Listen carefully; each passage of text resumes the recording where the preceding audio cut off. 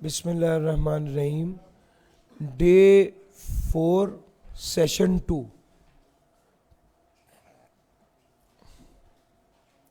मेरी कोशिश होगी कि हम एक लिमिटेड टाइम में एक इंटरेस्ट बरकरार रखते हुए एक काफ़ी तगड़ा बड़ा पोर्शन कवर कर लें। पिछले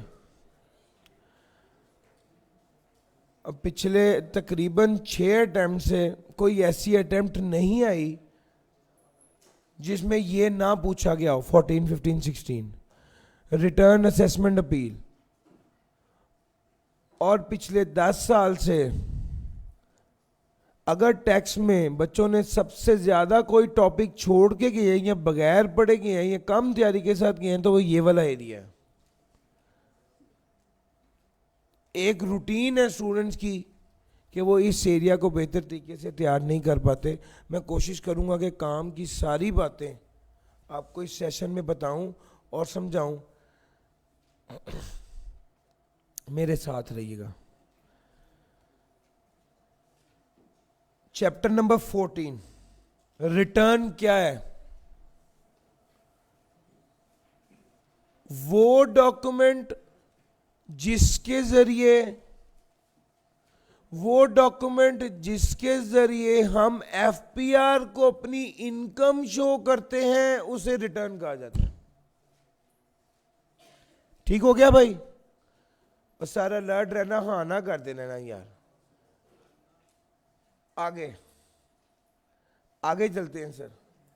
किस किस बंदे ने रिटर्न जमा करानी है? 5 लोगों ने लाजमी रिटर्न जमा करानी है। कंपनी ने, वो बंदा जिसकी इनकम टैक्सेबल इनकम है, यानी जिसकी इनकम इस टैक्स ईयर में 6 लाख से ज्यादा है, उसने, इंडिविजुअल और एओपी ने, और कंपनी ने तो करानी है रिटर्न जमा। नॉट फॉर प्रॉफिट ऑर्गेनाइजेशन ने रिटर्न जमा करानी है। जिसकी इनकम एफटीआर इनकम है उसने रिटर्न जमा करानी है। या कोई और बंदा जिसको बोर्ड कह दे कि भाई आप रिटर्न जमा कराओ तो उसको रिटर्न जमा करानी पड़ेगी। दूसरी बात, रिटर्न क्या है, रिटर्न किसने जमा करानी है, रिटर्न इसके अलावा किसने भी, इन लोगों ने भी रिटर्न जमा करानी है। कौन? जिसकी पिछले 2 सालों की इनकम चार्जेबल टू टैक्स थी उसने रिटर्न जमा करानी है। जिसका लॉस आ गया और वो चाहता है कि अगले साल की इनकम के साथ, अगले साल की इनकम में मैं इस साल के लॉस को एडजस्ट करूं, उसने इनकम जमा करानी है, उसने रिटर्न जमा करानी है। इमूवेबल प्रॉपर्टी, जिसके पास इमूवेबल प्रॉपर्टी है इस्लामाबाद में या कैंट में या म्यूनिसिपल एरिया में, कितनी? 500 स्क्वायर यार्ड की, उसने रिटर्न जमा करानी है। जिसके पास फ्लैट है इस्लामाबाद में या कैंट में या म्यूनिसिपल लिमिट में, उसने रिटर्न जमा करानी है। जिसके पास 500 स्क्वायर यार्ड की इमूवेबल प्रॉपर्टी है रेटिंग एरिया में, उसने भी रिटर्न जमा करानी है। जिसके पास फ्लैट है 2000 स्क्वायर फीट्स का, उसने रिटर्न जमा करानी है। सर, रिटर्न किसने जमा करानी है? पहले उसने जनरल बात की, कंपनी, इंडिविजुअल, एओपी जिसकी टैक्सेबल इनकम है, नॉन प्रॉफिट ऑर्गेनाइजेशन जिसकी एफटीआर इनकम है, और जिसको बोर्ड कह दे। लेकिन यहाँ पर अब वो डिटेल से बता रहा है। सर थोड़े ज़्यादा अलर्ट रहिए, मुझे आप लोग उतने अलर्ट नज़र नहीं आ रहे, प्लीज़ थोड़ा तवज्जो दीजिए। जितनी चीज़ इस वक्त आपके दिमाग में आ गई, यकीन माने उतना ही आसान होगा बाद में इसको याद करना। सो प्लीज़ मेक श्योर करें कि तवज्जो ज़्यादा दें। ये सेशन बड़ा इंपॉर्टेंट है मेरे लिए भी। सारे सेशन में से सबसे ज़्यादा चैलेंजिंग सेशन ये होता है, और मैं सबसे ज़्यादा एफर्ट भी इस सेशन के लिए कर रहा होता हूँ कि आप बच्चों के लिए इस एरिया को किस तरह आसान बना दो कि इम्पैक्टफुल हो जाए ये वाला 1.5 घंटा। जिसका जो पिछले 2 सालों में जिसकी इनकम चार्जेबल टू टैक्स थी, जिसका लॉस कैरिड फॉरवर्ड, जो लॉस कैरिड फॉरवर्ड करना चाहता है। दूसरी बात ये। तीसरी, जिसके पास इमूवेबल प्रॉपर्टी है, कहां पर? कैंट में इस्लामाबाद में या म्यूनिसिपल लिमिट में? कितनी? 500 स्क्वायर यार्ड की। जिसके पास फ्लैट है इस्लामाबाद में, कैंट में या म्यूनिसिपल लिमिट में, कितना? जितना भी, उसने रिटर्न जमा करानी है। अगर रेटिंग एरिया में मूवेबल प्रॉपर्टी है तो 500 स्क्वायर यार्ड, और अगर रेटिंग एरिया में फ्लैट है तो 2000 स्क्वायर फीट। फ्लैट के लिए लफ्ज फीट है सर। फिर 1000 सीसी से ऊपर की गाड़ी, फिर जिसका एनटीएन नंबर है, फिर जिसका कमर्शियल मीटर लगा हुआ है या इंडस्ट्रियल मीटर लगा हुआ है और बिल 5 लाख से ऊपर आ रहा है बिजली का, सर वो बंदा जो कारोबार करता है और chamber of commerce and industry का मेंबर है, वो बंदा जो इंजीनियर है और पाकिस्तान इंजीनियरिंग काउंसिल का मेंबर है, वो बंदा जो डॉक्टर है और पीएमडीसी का मेंबर है, वो बंदा जो लॉयर है और बार काउंसिल का मेंबर है, वो बंदा जो अकाउंटेंट है तो आई कैप या आईसीएमए का मेंबर है। इन सारे लोगों को रिटर्न जमा करानी जरूरी है। बुनियादी तौर पे इसने मेंबर की बजाय लफ्ज इस्तेमाल किया है रजिस्टर्ड हो जो। इन सारे लोगों के लिए रिटर्न जमा करानी ज़रूरी है। डॉक्टर के लिए भी, इंजीनियर के लिए भी, वकील के लिए भी, अकाउंटेंट के लिए भी, बिजनेसमैन के लिए भी, आपको सारा बता दें। सर अगर किसी बंदे की इनकम 3 लाख से ज़्यादा और 4 लाख से कम है अंडर द हेड, यानी किसी बंदे की बिजनेस इनकम 3 लाख से ज़्यादा और 4 लाख से कम है, तो उसको भी रिटर्न जमा करानी पड़ेगी। सर 3 से 4 के दरमियान ये ऑर्डिनेंस में करेक्शन रिक्वायर्ड है। उम्मीद है इंशाल्लाह ये करेक्शन हो जाएगी। ये प्रोविजन ऐसी नहीं होनी चाहिए थी, क्योंकि 6 लाख तो हमारे पास स्टार्टिंग पॉइंट है, लेकिन यहाँ पर उसने 3 से 4 किया है। मैंने ऑर्डिनेंस जब अपडेटेड देखा तो उसमें भी वही वाला मसला ही था। मैं भी फिर आपको ऑब्वियसली जो ऑर्डिनेंस में लिखा होता है फिर वही अप्लाई होता है और वही हम पे भी एप्लीकेबल है, ठीक है। ऑल्दो इट नीड्स करेक्शन, इंशाल्लाह आ जाएगी करेक्शन। ले सर, उसके अलावा अगर किसी को फॉरेन इनकम और एसेट जमा करवाना है, फॉरेन इनकम और एसेट किसको जमा करानी होती है? मैं बस मोटी बात काम की बताने लगा हूँ। जिसकी इनकम $10,000, फॉरेन इनकम $10,000 और फॉरेन एसेट $1,00,000 हो, उसके लिए फॉरेन इनकम और एसेट स्टेटमेंट जमा कराना ज़रूरी है। सर समझ आ रही है? इस फॉरेन इनकम और एसेट स्टेटमेंट में उसको बाकायदा उस बंदे को ये बताना होता है कि मेरी एसेट्स कितने हैं, मेरी फॉरेन में एसेट्स कितने हैं, फॉरेन की लाइबिलिटीज़ कितनी है, फॉरेन की नेट वेल्थ कितनी है, फॉरेन के कितने एसेट खरीदे, फॉरेन के कितने एसेट्स बेचे, और ये भी बताना होता है कि मेरी फॉरेन की इनकम कितनी है, फॉरेन के एक्सपेंस कितने हैं। लेकिन जो $10,000 से ऊपर की इनकम वाला और $1,00,000 से ऊपर की एसेट वाला बंदा है, उसके लिए ये वाली स्टेटमेंट बनाना ज़रूरी है। और जिसके लिए ये वाली स्टेटमेंट बनाना ज़रूरी है उसके लिए रिटर्न जमा कराना ज़रूरी है। Person not liable to file return. Sir ji सुनिएगा, मैंने आपसे 4 बातें की, ये वाली 4 बातें, प्रॉपर्टी, फ्लैट और गाड़ी वाली।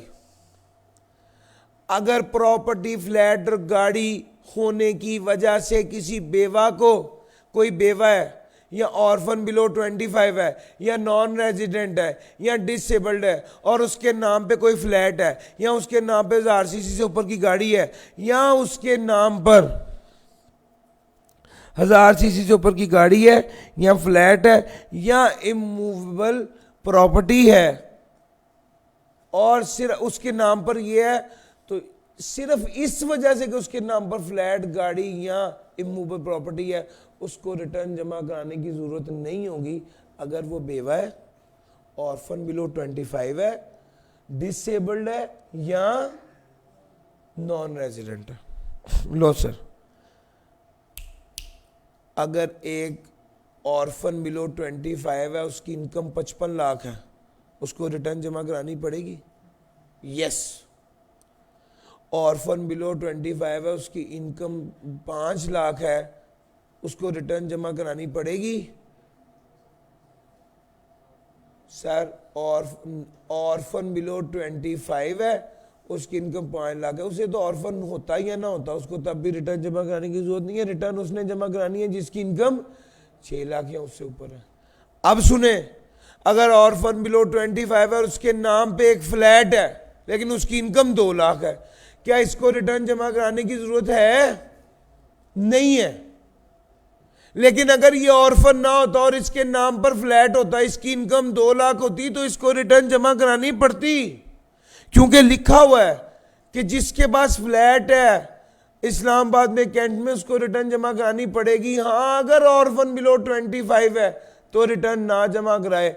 यानी ये 4 लोग, विडो, ऑर्फन बिलो 25 और नॉन रेजिडेंट और डिसेबल्ड, अगर इन लोगों को रिटर्न जमा करवानी पड़ रही है सिर्फ इस वजह से कि उनके नाम पे प्रॉपर्टी है या फ्लैट है या गाड़ी है, तो टैक्स वाले कहते हैं माफ कर दिया, आप रिटर्न जमा ना करो।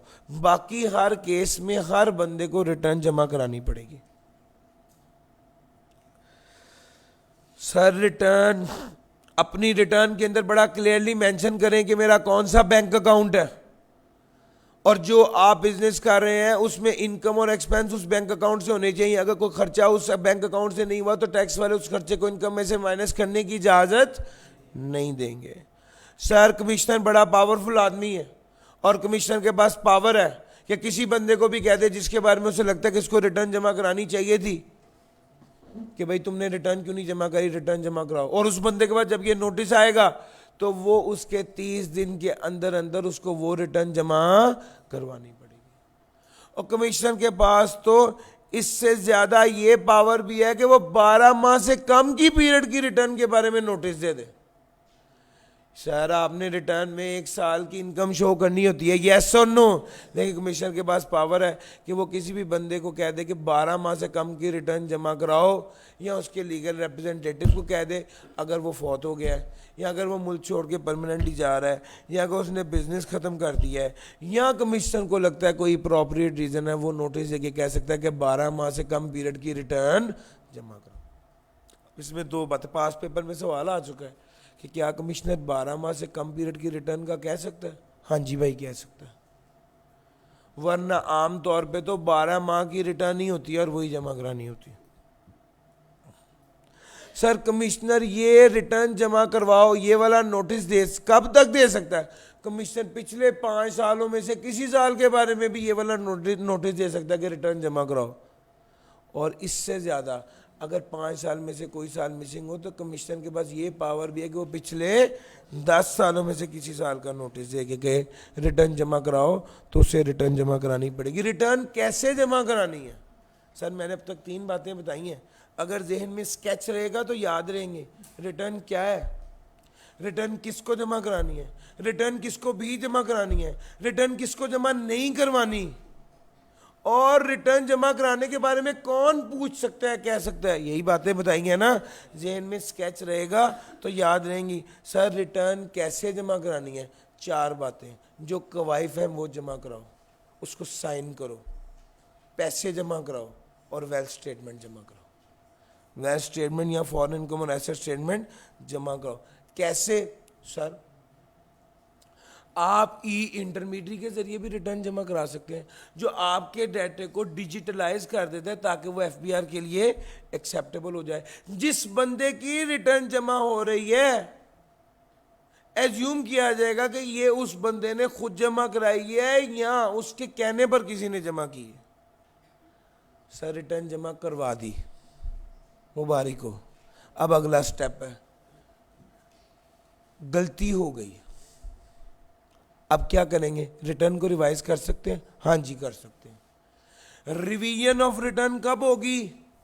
सर रिटर्न रिवाइज हो सकती है अगर आप रिवाइज अकाउंट दें, यानी अपनी profit and loss account revised बना के पेश करें और रीजन ऑफ रिवीजन लिखें कि मैं रिटर्न को रिवाइज क्यों कर रहा हूं, और कमिश्नर से इजाजत लें, और आपकी रिटर्न रिवीजन की वजह से टैक्स लायबिलिटी बढ़ रही होनी चाहिए, कम नहीं हो रही होनी चाहिए, टैक्सेबल इनकम बढ़ रही होनी चाहिए।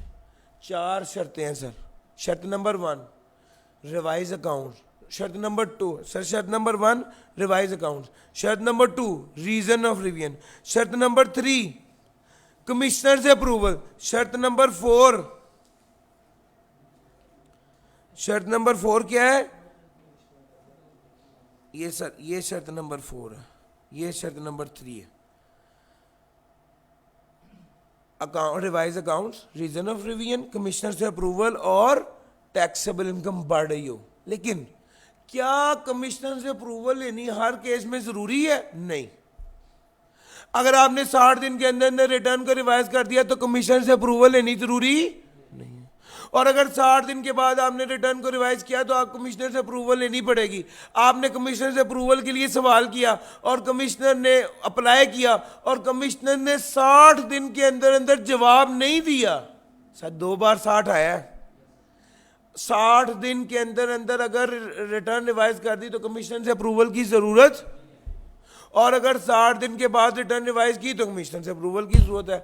आपने कमिश्नर से अप्रूवल लेने के लिए अप्लाई किया और उसने अप्लाई करने के 60 दिन तक जवाब ना दिया और आपने जो रिटर्न रिवाइज करनी थी उसकी वजह से टैक्सेबल इनकम बढ़ रही थी, तो समझा जाएगा कमिश्नर ने आपको इजाजत दे दी।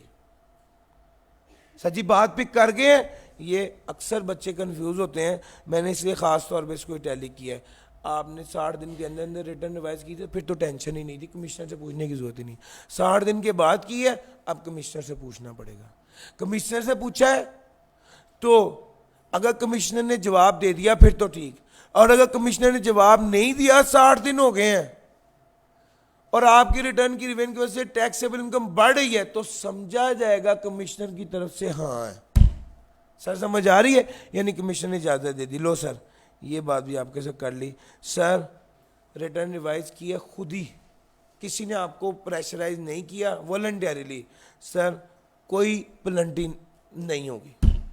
अगर आपने रिटर्न रिवाइज किया ऑडिट के नोटिस पे, टैक्स वालों ने आपको नोटिस भेजा, हम आपको ऑडिट करने लगे, आपने कहा ठहरना जरा, मुझसे गलती हो गई थी, मुझे अभी अभी याद आई है। इसका मतलब है आपने ऑडिट के नोटिस पर रिटर्न रिवाइज की है। सर इस केस में 25% पेनल्टी होगी। लेकिन कुछ लोग मुतमईन होते हैं, उन्होंने इनकम छुपाई भी हुई है और ऑडिट का नोटिस आ गया, कहते नहीं मैंने तो कुछ नहीं छुपाया भाई, सब कुछ लिखा हुआ है, असल में छुपाई हुई है। तो बाद में जब उनकी डिटेल चेक होती है तो उनको नोटिस आता है, उस नोटिस को कहते हैं शो कॉज नोटिस। शो दिखाओ, कॉज वजह, तुम्हें क्या तकलीफ थी कि तुमने अपनी इनकम कम शो की, ये बताओ। सर समझ आ रही है? ये शो कॉज नोटिस मिलने पर, ये शो कॉज नोटिस मिलने पर आपने जब रिटर्न को रिवाइज किया तो इस केस में आप पर पेनल्टी 50% होगी।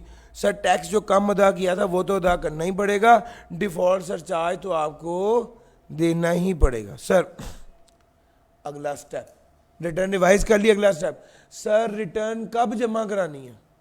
रिटर्न यानी गोशवारे, अक्सर हमने देखा है गोशवारे जमा कराने की आखिरी तारीख 30 सितंबर है, ये अक्सर होता है ना। सर आपसे जब कोई पूछेगा कि गोशवारे कब जमा कराऊं, आप कहेंगे तुम हो कौन? तुम कंपनी हो, इंडिविजुअल हो या एओपी हो? वो बंदा कहता है भाई मैं कंपनी हूं, आपने कहा 30 सितंबर। वो बंदा कहता है मैं एओपी हूं, आपने कहा 30 सितंबर। वो बंदा कहता है मैं कंपनी हूं, आपने कहा ठहर जाओ, तुम कंपनी हो, ये बताओ तुम्हारा ईयर एंड पहले 6 माह है या आखिरी 6 माह है? उसने कहा मेरा ईयर एंड पहले 6 माह है, आपने कहा 31 दिसंबर तक रिटर्न जमा करानी है। उसने अगर ये कहा मेरा ईयर एंड आखिरी 6 माह है, आपने कहा अपने ईयर एंड के इमीडिएटली बाद जो 30 सितंबर आ रहा है तब जमा करानी है। ईयर एंड के इमीडिएटली बाद जो 30 सितंबर आ रहा है तब जमा करानी है। अब मसला हो गया। मसला क्या हुआ? मसला ये हुआ, एक बंदा कहता है मेरा ईयर एंड ही 30 सितंबर है, 30 सितंबर 2019 है, तो इस ईयर एंड के बाद 30 सितंबर कब आ रहा है? 30 सितंबर 2020 में। तो इस बंदे ने रिटर्न कब तक जमा करानी होगी? अपने ईयर एंड के इमीडिएटली बाद जो 30 सितंबर आ रहा है तब करानी होगी। सर जी पॉइंट पिक कर गए हैं? लो सर। सर अगर एक बंदे ने अपना बिजनेस डिसकंटिन्यू कर दिया तो शराफत का तकाजा ये था कि वो एफबीआर के पास जाता और कहता भाईजान मैंने अपना बिजनेस डिसकंटिन्यू कर दिया, from the first day of tax year till the date of discontinuous ये मेरी रिटर्न। सबसे अच्छा और शरीफों वाला तरीका। लेकिन अगर एक बंदा खामोश रहता, ज़्यादा बातचीत नहीं करता, ठीक है, ऐसे बंदे को पंजाबी में मीसना भी कहते हैं, चुप कर गया, कोई हाना नहीं करता भैया, ये अपना बिजनेस डिसकंटिन्यू कर दिया है, कमिश्नर साहब को पता चल गया है, कमिश्नर साहब ने कहा भाई बात सुनो जरा, तुमने बिजनेस डिसकंटिन्यू कर दिया है, एक रिटर्न जमा करा देना जरा, फर्स्ट डे से लेके till the date of discontinuous तक वो रिटर्न आपको जमा करवानी पड़ेगी। जिसने डिसकंटिन्यू किया है ये उसके लिए बात है। ये वाली रिटर्न जो वो बंदा जमा कराएगा ये हर हवाले से एक प्रॉपर रिटर्न समझी जाएगी, गर्चे ये पूरे साल की तो नहीं है और बंदे ने भी बिजनेस डिसकंटिन्यू कर दिया, लेकिन that shall be deemed to be a return for all purposes of income tax ordinance. Commissioner खुद नोटिस दे के बंदे को कह सकता है कि तुम रिटर्न जमा करो, उसे रिटर्न जमा करानी पड़ेगी। सर आपको तो पता चल गया गोशवारे जमा कराने की आखिरी तारीख क्या है, लेकिन आप बीमार हैं या मुल्क से बाहर हैं या कोई और जेन्युइन रीज़न है तो क्या करेंगे? कमिश्नर को दरख्वास्त देंगे कि मुझे क्या कर दो, तारीख में तोसी दे दो, एक्सटेंशन दे दो। तो क्या कमिश्नर एक्सटेंशन दे सकता है? जी। पहली तो बात ये, कमीशन कहते हैं मुझे टाइम सिर बताओ, यानी ड्यू डेट से पहले पहले आपको अप्लाई कर देनी चाहिए थी। अगर आपने ड्यू डेट से पहले पहले एक्सटेंशन अप्लाई कर दी तो कमिश्नर देखेगा कि क्या आपकी रीज़न जेन्युइन है, और अगर कमिश्नर को लगा कि जेन्युइन है तो कमिश्नर आपको इजाज़त दे देगा। और अगर कमिश्नर को लगा कि आपकी वजह जेन्युइन नहीं है तो आप क्या करेंगे? आप चीफ कमिश्नर के पास चले जाएंगे और चीफ कमिश्नर को कहेंगे कि आप मुझे एक्सटेंशन दे दो। अगर चीफ कमिश्नर को बेहतर लगे तो चीफ कमिश्नर एक्सटेंशन दे सकता है। एक्सटेंशन कमिश्नर दे या चीफ कमिश्नर दे, दोनों केसेस में एक्सटेंशन 15 दिन की मिलेगी, और उसके अलावा वाली एक्सटेंशन की प्रॉपर बताना पड़ेगा कि ये एक्सेप्शनल सर्कमस्टेंसेस हैं। सर आपको एक बार एक्सटेंशन मिल गई, आपको मजीद एक्सटेंशन चाहिए, तो आप चीफ कमिश्नर के पास जाएंगे और वो आपको फर्दर एक्सटेंशन दे देगा। सर एक्सटेंशन मिलने का मतलब ये नहीं है कि आप डिफ़ॉल्ट सरचार्ज जमा नहीं कराएंगे, हैं तो आप लेट ही ना, डिफ़ॉल्ट सरचार्ज तो आपको जमा कराना पड़ेगा। सर आपको एक बात बताऊं, 14 चैप्टर आपने कर भी लिया, सिर्फ एक बात रह गई है, वेल्थ स्टेटमेंट, और मैंने कोई बात छोड़ी नहीं है, सारी बातें बताई हैं। इतना ही आसान है ये, बस आपने उसको डील अच्छे तरीके से करना। Filing of wealth statement is just like a balance sheet of a person. इसके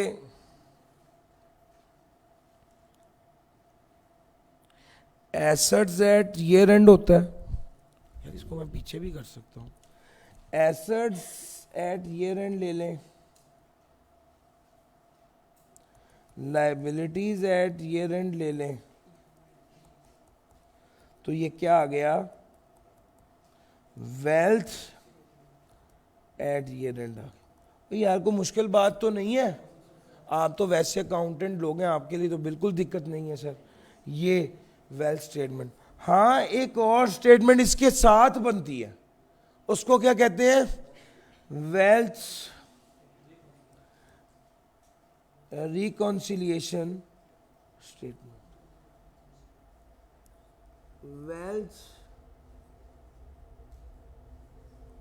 वेल्थ रिकॉन्सिलिएशन स्टेटमेंट। इस वेल्थ रिकॉन्सिलिएशन स्टेटमेंट में क्या होता है? ओपनिंग वेल्थ लेते हैं, इसमें ऐड कर देते हैं इनकम को, लेस कर देते हैं एक्सपेंस को, तो क्या आ जाता है, क्लोजिंग वेल्थ आ जाती है। सिंपल सी बात है, टैक्स वाले इतने तो समझदार है ना कि वो रिकंसाइल करें चीज़ों को। एक तरफ वो कहते हैं आपकी टोटल वेल्थ कितनी है, वो आप सारी बताते हैं, दूसरी तरफ वो टैली करते हैं कि पिछले साल तुम्हारी वेल्थ इतनी थी, पिछले साल की वेल्थ स्टेटमेंट्स उनके पास होती है, इस साल तुमने कितने पैसे कमाए और कितने खर्च किए, जो बकाया रह गया वो तुम्हारी क्लोजिंग वेल्थ है।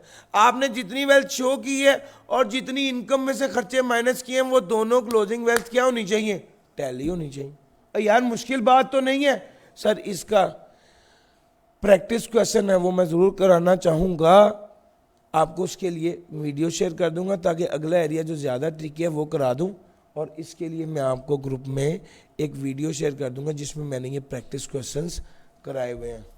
अगर हम आज यहाँ पे मौजूद हैं तो नोट कर लें, वैसे मुझे याद ही रहेगा। फॉरेन इनकम एसेट स्टेटमेंट वाली स्टोरी मैंने आपको सुना दी। कीप आ जाए 15 चैप्टर की तरफ।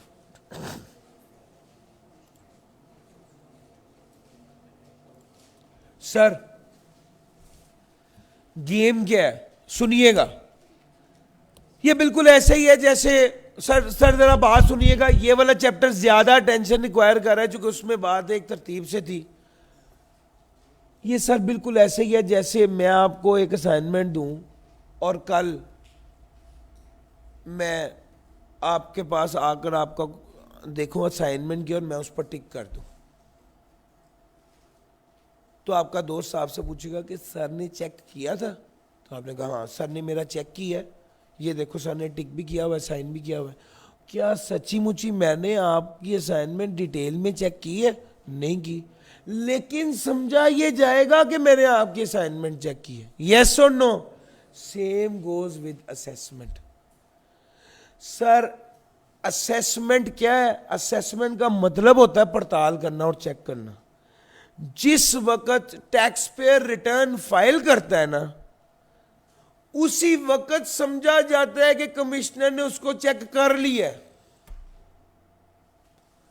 और जिस दिन टैक्स पेयर रिटर्न फाइल करता है उसी दिन समझा जाता है कमिश्नर ने उसको असेसमेंट ऑर्डर दे दिया। ये असल गेम है, नॉर्मली ऐसे ही होता है, ये नॉर्मल असेसमेंट है। कमिश्नर ने ये, इसको कहते हैं सेल्फ असेसमेंट स्कीम, ये ऑटो पे सिस्टम लगा हुआ है। जब आप रिटर्न फाइल करते हैं वो सिस्टम ऑटो पे उसको चेक करता है और आपको मैसेज और ईमेल आ जाती है कि आपने रिटर्न फाइल कर दिया और आपका असेसमेंट ऑर्डर ये है। असेसमेंट ऑर्डर जनरेट हो जाता है ऑटो पर, वहां पर बंदा नहीं। हम ये समझे, एज्यूम किया जाता है कि कमिश्नर साहब ने असेसमेंट ऑर्डर दे दिया, ये नॉर्मल असेसमेंट है। हाँ, अगर कोई गलती हो तो अलर्ट जनरेट हो जाएगा, अगर कोई गलती होगी तो आपको नोटिस आएगा और कहा जाएगा कि इस डेफिशिएंसी को रिमूव करें, इस डेफिशिएंसी को रिमूव करें। जिस तरह आपने आई कैप में फॉर्म फिल किया है, अगर कोई अटैचमेंट गलत होगी तो एकदम अलर्ट जनरेट हो जाएगा कि डेफिशिएंसी को रिमूव करें। आमतौर पे यही डेफिशिएंसी होती है कि इस बार आपने सब्सक्रिप्शन फ़ी जमा नहीं कराई, ठीक हो गया। बहरहाल इस डेफिशिएंसी को रिमूव करें। सर डेफिशिएंसी रिमूव की तो बात बनेगी, अगर आपने डेफिशिएंसी रिमूव नहीं की तो समझा जाएगा जैसे आपने रिटर्न फाइल की नहीं थी। सर अगर आपने डेफिशिएंसी रिमूव नहीं की तो आप आई कैप के पेपर में नहीं बैठ सकेंगे। सर ऐसा ही है ना? बिल्कुल, यहां पर भी वही सीन है। ये नोटिस जिस साल आपने रिटर्न फाइल की, वो साल खत्म होने के 180 दिन के अंदर अंदर कमिश्नर के पास ये पावर है कि वो एक नोटिस आपको भिजवा दे कि अपनी डेफिशिएंसी पूरी करो। सर सुनिएगा, आपने रिटर्न फाइल की है,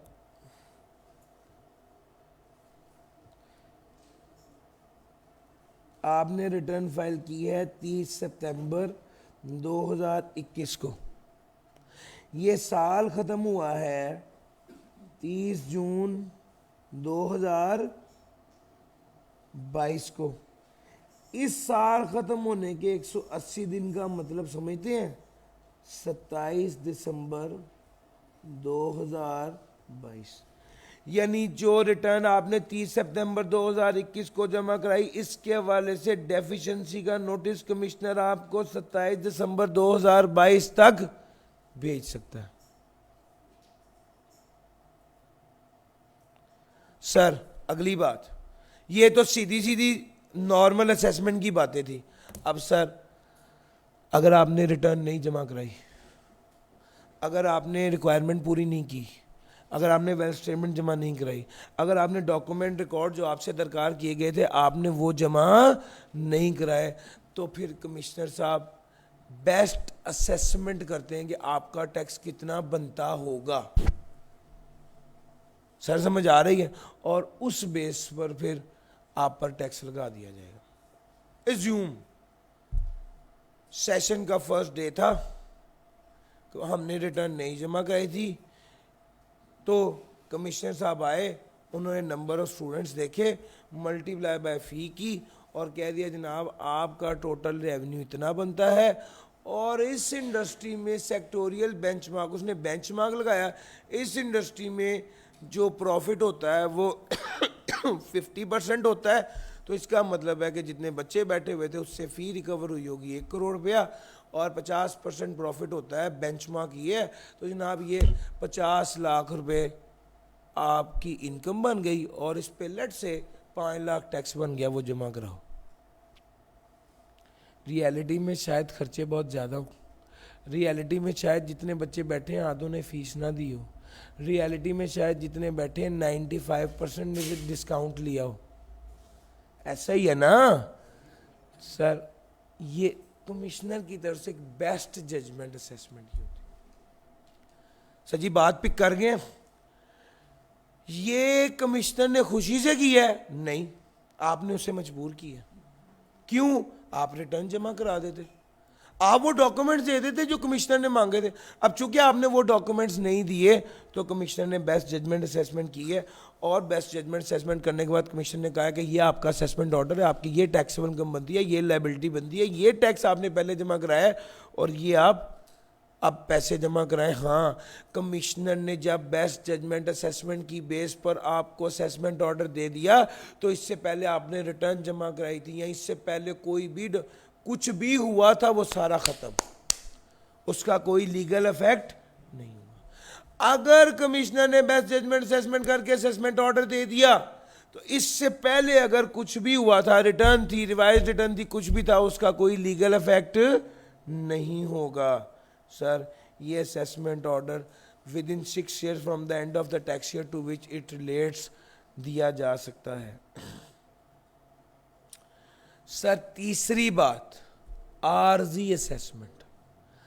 अब कमिश्नर के पास जजमेंट के लिए भी तो कुछ डॉक्यूमेंट्स, कुछ चीज़ें होनी चाहिए ना, और अगर कमिश्नर साहब जजमेंट करने के लिए उस इदारे में गए, तो उस इदारे के बाहर ताला लगा हुआ था और उस पर लिखा हुआ था नैब, तो कमिश्नर को समझ आ गई कि मैं तो बिल्कुल कुछ असेस करने की पोजीशन में भी नहीं हूँ। कमिश्नर साहब ने कहा डॉक्यूमेंट्स चाहिए, डॉक्यूमेंट्स भी मौजूद नहीं है। सर इदारा ही सील है ना सर,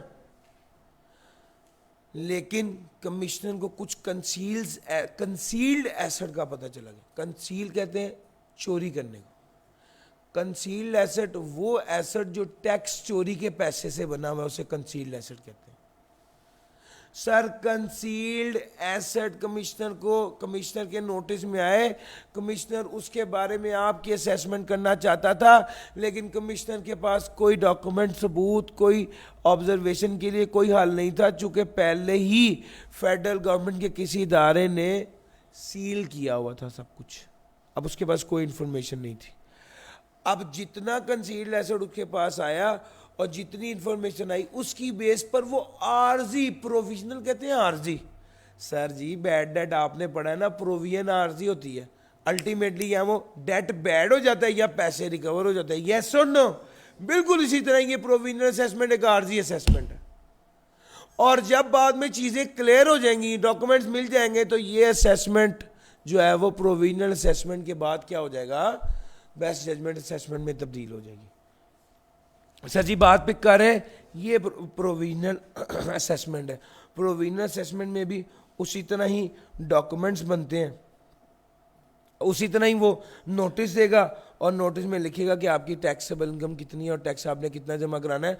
और ये बात भी कह देता है नोटिस में कि जनाब जैसे ही मेरे पास इंफॉर्मेशन पूरी आएगी मैं प्रोविजनल से प्रोविजनल असेसमेंट के बाद फाइनल असेसमेंट या बेस्ट जजमेंट असेसमेंट की तरफ आ जाऊँगा।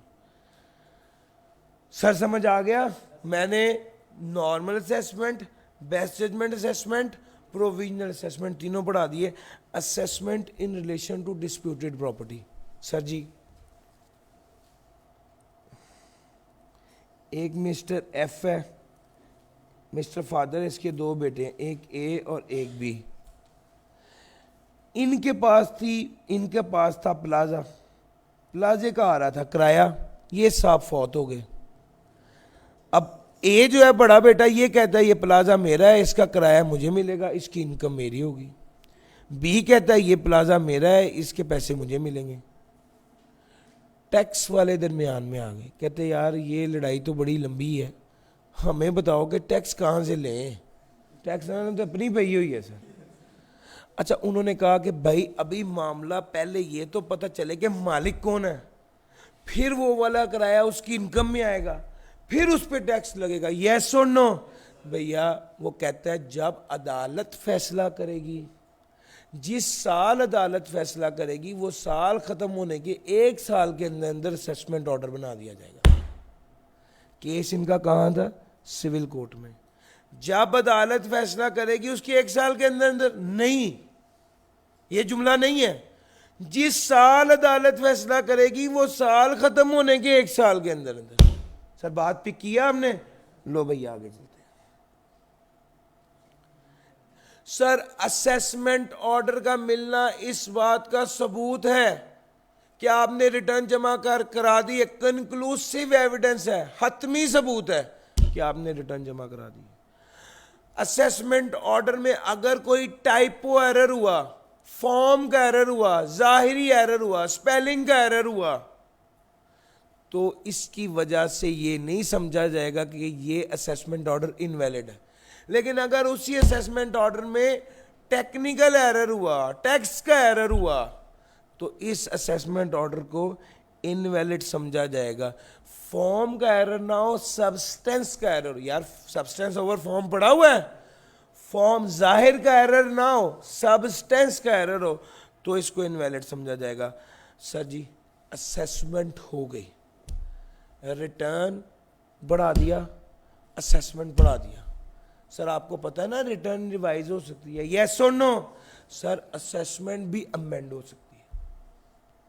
अब असेसमेंट अमेंड होती है 2 तरीकों से। असेसमेंट अमेंड होती है 2 तरीकों से।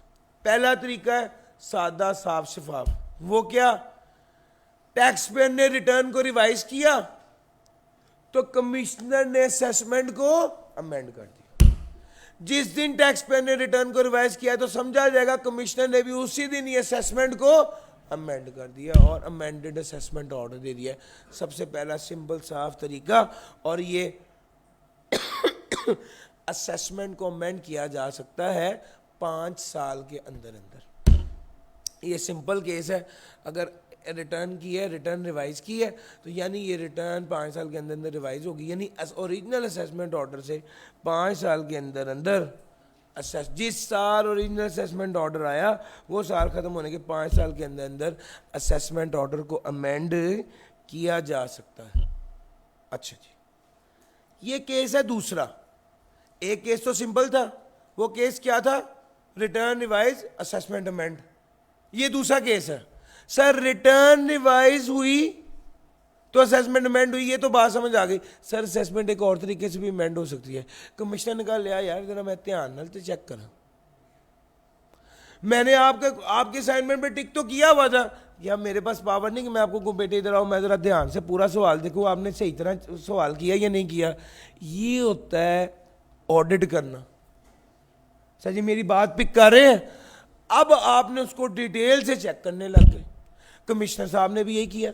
कमिश्नर साहब ने कहा असेसमेंट ऑर्डर आ गया हुआ है, कमिश्नर साहब ने डिटेल से स्क्रूटनी करना चाहिए और असेसमेंट को अमेंड कर दिया। बिल्कुल कर सकते हैं। कितनी बार चेक कर सकते हैं? जितनी बार उनका दिल चाहे चेक करें, कोई नंबर ऑफ टाइम्स की लिमिट नहीं है, अलबत्ता टाइम की लिमिट है। वो कहता है ओरिजिनल असेसमेंट ऑर्डर जिस साल दिया गया वो साल खत्म होने के 5 साल के अंदर अंदर, और लास्ट टाइम जब असेसमेंट ऑर्डर दिया था या अमेंडमेंट की थी वो साल खत्म होने के 1 साल के अंदर अंदर, whichever is later. Sir पहले वाली असेसमेंट में अमेंडमेंट सादी थी, उसमें सिर्फ 5 साल का जिक्र था। यहाँ पे कमिश्नर साहब फिर चेक करते हैं, फिर असेसमेंट को अमेंड कर देते हैं, फिर चेक करते हैं, फिर असेसमेंट को अमेंड कर देते हैं। तो भैया अगर असेसमेंट ऑर्डर आया था, सर ये वाली बात इसलिए बड़ी अहम है कि ये पास पेपर में आती है। अगर असेसमेंट ऑर्डर आया था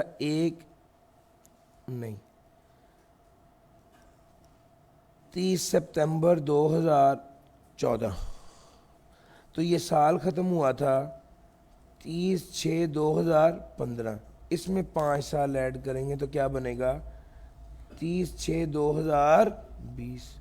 एक डेट ये हो गई। अगर ओरिजिनल असेसमेंट ऑर्डर 30 सितंबर 2014 को मिला था तो एक डेट ये हो गई। और अगर असेसमेंट अमेंड हुई है, और लास्ट टाइम जो असेसमेंट अमेंड हुई थी वो हुई थी लेट्स से 5 जून 2017 को, तो इसका ईयर एंड कब हुआ 30 जून 2017 को। इसमें +1 करेंगे तो कितना बना 30 जून 2018। और सर ऐसा ही है ना, इन दोनों डेट्स को कैलकुलेट करना है। पहली डेट कैसे है, ओरिजिनल असेसमेंट ऑर्डर जिस साल खत्म हो उसमें +5 करें। दूसरी डेट कैसे है, अमेंडेड असेसमेंट जिस साल हुई उसमें +1 करें। सर समझ आ गई है? उन दोनों के बाद ये दोनों 31/6/2020 है और 31/6/2018 है, विच एवर इज लेटर कौन सी है? सर बात पिक कर गए? ये सर पॉइंट था इसमें। सर कमिश्नर साहब नू किसी बंदे ना खार है तो बस वो ये करते रहे लड़ाई में? सर नहीं, असेसमेंट को अमेंड करने के लिए उनके पास क्या होनी चाहिए, डेफिनेट इंफॉर्मेशन होनी चाहिए, पक्की खबर होनी चाहिए। उनके आधे इनवॉइसेस लग गई हैं, उन्हें पता चल गया ये झूठ बोल रहा है, उनको पता चल गया इसने टैक्सेबल इनकम छुपाई हुई है, टोटल इनकम कम की हुई है, या रिफंड ज्यादा किया हुआ है, या मिसक्लासिफाई कर दिया इसने, मिसक्लासिफाई कर दिया। सर ये उसके पास डेफिनेट इंफॉर्मेशन होगी तो ही कमिश्नर साहब असेसमेंट को अमेंड कर सकेंगे। सर डेफिनेट इंफॉर्मेशन से क्या मुराद है, उसके पास रसीदें आ जाए, उसके पास सबूत आ जाए, उसके पास कंक्रीट इंफॉर्मेशन आ जाए। जब ये इंफॉर्मेशन आ गई, असेसमेंट को अमेंड कर दिया, अमेंडेड असेसमेंट ऑर्डर आ जाएगा। अमेंडेड असेसमेंट ऑर्डर जो है उसमें क्या बातें लिखी होंगी, सर आपकी टैक्सेबल इनकम कितनी है, ये वही चारों बातें जो भी पहले पढ़ी थी बेस्ट जजमेंट में, सिर्फ लफ्ज़ अमेंडेड साथ आ गया। Amended taxable income, amended amount of tax due, the amount of tax paid, और इस अमेंडेड असेसमेंट के खिलाफ आप अपील कब, कहाँ और कैसे कर सकते हैं। सर असेसमेंट अमेंड सिर्फ तभी होगी जब उससे टैक्स वालों को फ़ायदा हो रहा होगा, यानी उसकी वजह से टैक्स वालों की इनकम, टैक्स वालों का रेवेन्यू बढ़ रहा होगा, ultimately meaning thereby liability बढ़ रही हो या रिफंड कम हो रहा हो, तो ही assessment order, commissioner assessment order को अमेंड करता है। सर असेसमेंट ऑर्डर, सर जो भी ऑर्डर हुआ, जो भी शो कॉज नोटिस इशू किया कमिश्नर ने टैक्स पेयर को, उस शो कॉज नोटिस इशू करने के 180 दिन के अंदर अंदर असेसमेंट ऑर्डर दे दिया जाएगा उस टैक्स पेयर को कि भैया ये इतने पैसे हैं, तुम जमा करो। सर कंक्लूसिव लाइंस, कॉन्सेप्चुअल, ये याद नहीं करना 3.2, ये कॉन्सेप्ट है। असेसमेंट अमेंड होनी है, हाँ जी, कब? अगर उससे टैक्स वालों को फायदा हो रहा हो, यानी लाइबिलिटी बढ़ रही हो टैक्स पेयर की, या रिफंड कम हो रहा हो। कब? जब उसके पास डेफिनेट इंफॉर्मेशन हो, जब उसके पास डेफिनेट इंफॉर्मेशन हो, खाली चेंज ऑफ ओपिनियन ना हो। फिर उसके बाद ये ऑडिट की बेस पर भी असेसमेंट अमेंड हो सकती है और रिवीजन ऑफ रिटर्न की बेस पर भी असेसमेंट अमेंड हो सकती है। और चौथी बात, असेसमेंट अमेंड सिर्फ तब होनी है जब reasonable opportunity of being heard to the tax payer. यार पानी किधर गया?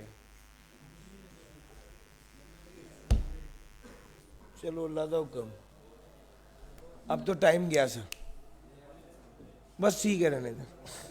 Reasonable opportunity of being heard, sir ये जज़ाकल्लाह, वैसे पिया नहीं जाना लेकिन आपकी काविश का शुक्रिया।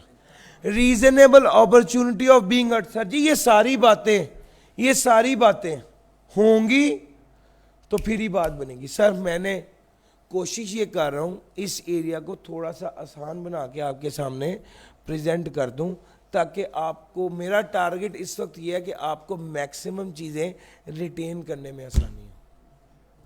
इसको 3.2 को याद नहीं करना। अच्छा जनाब आगे चलते हैं। सर असेसमेंट तो अमेंड होती है, अभी आपने बताया था, यहां पर तो लिखा हुआ है रिवीजन ऑफ असेसमेंट। सर ये दूसरी वैरायटी है, ये दूसरी वैरायटी है। जहां असेसमेंट अमेंड होती है वहां पर जो चीजें होती हैं आपको सारी बताई। हाँ यहां पर रिवीजन तब होती है जिस कमिश्नर ने असेसमेंट ऑर्डर दिया था उससे हायर अथॉरिटी का बंदा उसके दिए हुए असेसमेंट ऑर्डर को चेक करे और रिवाइज करे, उसको रिवीजन कहते हैं। अमेंडमेंट नॉर्मली वो कमिश्नर खुद कर रहा होता है, जिसने असेसमेंट ऑर्डर दिया है उसके बाद से अमेंडमेंट हो रही होती है और चेक हो रहा होता है और ऑडिट हो रहा होता है। ये जो केस है ये इससे अगला है। अब आ गया ऊपर वाला अफसर, और वो क्या कर रहा है, वो कमिश्नर ने जो ऑर्डर दिया था उसको चेक कर रहा है। लेकिन जब ये ऊपर वाला अफसर चेक करेगा ना तो वो कहते हैं अब टैक्स पेयर की लायबिलिटी नहीं बढ़नी चाहिए, अब टैक्स पेयर की लायबिलिटी बढ़नी नहीं चाहिए। अभी तक तो हमने हमेशा यही कहा है कि टैक्स पेयर की लायबिलिटी बढ़ेगी, लेकिन जब रिवीजन की बात आती है तो वो कहता है इस केस में प्रेजुडिशियल का मतलब है टैक्स पेयर को नुकसान ना हो रहा हो। कमिश्नर ने रिकॉर्ड मंगवाया किसी भी बंदे का, उसको, या कमिश्नर अपील ने रिकॉर्ड मंगवाया किसी भी बंदे का जो हायर लेवल का कमिश्नर है, और उसने कमिश्नर या असिस्टेंट कमिश्नर ने जो असेसमेंट ऑर्डर दिया था उसको चेक किया और उसके मुताबिक अगर कोई तब्दीली या चेंज आनी थी या रिवीजन रिक्वायर्ड थी वो की। लेकिन याद रखिएगा इस रिवीजन की वजह से टैक्स बढ़ना नहीं चाहिए। सर ये पॉइंट था revision of assessment by commissioner का। सर रिवीजन कब नहीं हो सकती? सर बंदा खुद अपील फाइल की हुई है, उसने टैक्स पेयर ने अगर अपील फाइल की हुई है तो फिर तो रिवीजन की जरूरत नहीं है, रिवीजन नहीं होगी। सर अपील अभी अपील फाइल कर दी है तो भी रिवीजन नहीं होगी, अपील फाइल कर सकता है तो भी रिवीजन नहीं होगी। और अगर पहले ही केस कमिश्नर अपील के पास पेंडिंग है तो भी रिवीजन नहीं होगी। सर किस केस में रिवीजन नहीं होगी, ये बात हो गई। सब बातों का तो कमिश्नर जब चेक करता है ना अपने नीचे वाली अथॉरिटी वाले बंदे का काम, तो वो कहता है यार तुम अजीब आदमी हो, डी नोवो प्रोसीडिंग करो, de novo from the scratch. एक बच्चा है वो कहता है मैंने पिछले अटेम्प्ट में पेपर दिया है सर मुझे समझ नहीं आ रहा, तो हम उसे कहते हैं भाई तुम डी नोवो प्रोसीडिंग करो, यानी पुरानी किताब साइड पे रख के नई किताब लेके नए तरीके से वर्किंग शुरू। सच्ची समझ आ रही है? डी नोवो प्रोसीडिंग ये होती है। रिवीजन के केस में वो डी नोवो प्रोसीडिंग भी का ऑर्डर भी दे सकता है। सर जी एक रिवीजन चीफ कमिश्नर कर रहा है, चीफ कमिश्नर रिवीजन कब करेगा? ये ख़ास तौर पे इसमें जो ये केस इसने ख़ास तौर पे लिखा हुआ है वो ये लिखा हुआ है, अगर किसी बंदे की टैक्स डिडक्शन होती है, अगर किसी बंदे की का टैक्स कटता है, तो वो कमिश्नर चीफ कमिश्नर को दरख्वास्त दे सकता है कि सर मेरी इनकम 100 रुपये है और उस पर मेरा टैक्स 10 रुपये बनता है, लेकिन लॉ के मुताबिक मेरा 25 रुपये टैक्स कट जाता है, और चूंकि मेरा टैक्स बहुत ज़्यादा कट रहा है तो मेरा हमेशा रिफंड ही रहता है, और मैंने हमेशा पैसे टैक्स वालों से लेने ही होते हैं, जिस वजह से मुझे बड़ी मुश्किलात आ रही हैं। तो चीफ कमिश्नर साहब ऑन हिज ओन मोशन या on the application of the tax pair इसका नोटिस ले सकता है कि किसी भी बंदे को कह दे कि भाई किसी भी बंदे को नोटिफिकेशन जारी कर दे या उसको एक एग्जाम्पशन दे दे कि जनाब इसका टैक्स नहीं कटेगा अब, या इसका टैक्स अब 25% पे नहीं कटेगा, 5% पे कटेगा। सर जी बात समझ में आ रही है? ये असल इसके बैक एंड पे स्टोरी है, और चीफ कमिश्नर को जो रिवीजन की जाती है वो इस हवाले से की जाती है, खुद भी इसमें भी रिवीजन का लफ्ज़ आया है। सर रिवीजन का मतलब है कि इससे पहले का काम इसकी सबऑर्डिनेट अथॉरिटी ने किया हुआ है। लो सर, एग्रीड असेसमेंट ये क्या है? सर एक तगड़ा सा नोटिस दिया और बता दिया जनाब ये तो आपका 26 करोड़ रुपया जो है वो टैक्स बनता है। अब टैक्स पेयर ने एक ऑफर की कि सर लंबे चौड़े हिसाब किताब में नहीं पढ़ते, 20 करोड़ लें और काम मुकाएं। सर समझ आ रही है? ये ऑफर जैसे ऑफर फॉर सेटलमेंट जो है वो टैक्स पेयर करता है और कहता है मामलात को क्या कर लेते हैं, सेटल कर लेते हैं। सर इस केस में जब टैक्स पेयर की तरफ से ऑफर आती है तो यहां पर एक कमेटी बैठती है और वो कमेटी फैसला करती है कि क्या 20 करोड़ लेके मामला मसला हल कर लें। तो जनाब ये एग्री, अगर वो एग्री कर जाए तो ये एग्रीड असेसमेंट कहलाता है। इस केस में फिर टैक्स पेयर कमेटी ने एग्री कर दिया, टैक्स पेयर पैसे देगा, कोई फाइन, कोई पेनल्टी, कोई बकाया जात, कोई लड़ाई, कोई नाराजगी नहीं रही, सब खत्म, ऑल क्लियर। ये एग्रीड असेसमेंट है। ऐसा भी हो सकता है कि टैक्स पेयर ने जो कहा है 20 करोड़, तो उन्होंने कहा नहीं भाईजान 23 करोड़ तो कम से कम आपको देना ही पड़ेगा, और ये बात एग्री नहीं हुई। अगर एग्री नहीं हुई तो फिर उस कमिश्नर के पास ही वो दोबारा चले जाते हैं और वो फिर दोबारा से प्रोसीडिंग ही शुरू हो जाती है। सर ये एग्रीड असेसमेंट की बात है। जब टैक्स पेयर सेटिस्फाइड हो गया, उसने पैसे जमा करा दिए। अब हाँ, इस केस में याद रखिएगा टैक्स पेयर ने पैसे जमा करा दिए हैं तो टैक्स पेयर अब अपील का राइट भी अपना वेव कर देता है और कोई प्रोसीडिंग नहीं होती। बस इसको फाइनल जो ये जितने पैसे तय पाए हैं उसके बाद से असेसमेंट ऑर्डर मिलता है और बात खत्म। सर ये जो कमेटी है, जो सारी बातचीत हो रही है, टैक्स पेयर ने ऑफर की और ऑफर जो है वो कमेटी के पास जाती है। उस कमेटी में कौन होता है? सर उस इलाके का, उस जुरिस्डिक्शन का चीफ कमिश्नर, कमिश्नर और एडिशनल कमिश्नर। सर ये लोग होते हैं। कहां पर एग्रीड असेसमेंट नहीं हो सकती, सेटलमेंट नहीं हो सकती? उसने कहा अगर कंसीलमेंट ऑफ इनकम का केस हो, टैक्स चोरी का केस हो, इनकम चोरी का केस हो, या interpretation of question of law हो, तो असेसमेंट ये एग्रीड असेसमेंट नहीं हो सकती। सर अच्छा एरिया है मेरे मुताबिक, ये आपको इस अटेम्प्ट के लिए जरा मार्क कर लीजिए, याद करना है। सर रिकॉर्ड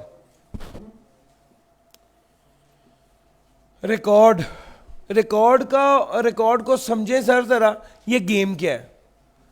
सर आपने जो जो चीज टैक्स वालों को बताई और रिटर्न में लिखी उस सब के सबूत अपने पास रखने हैं।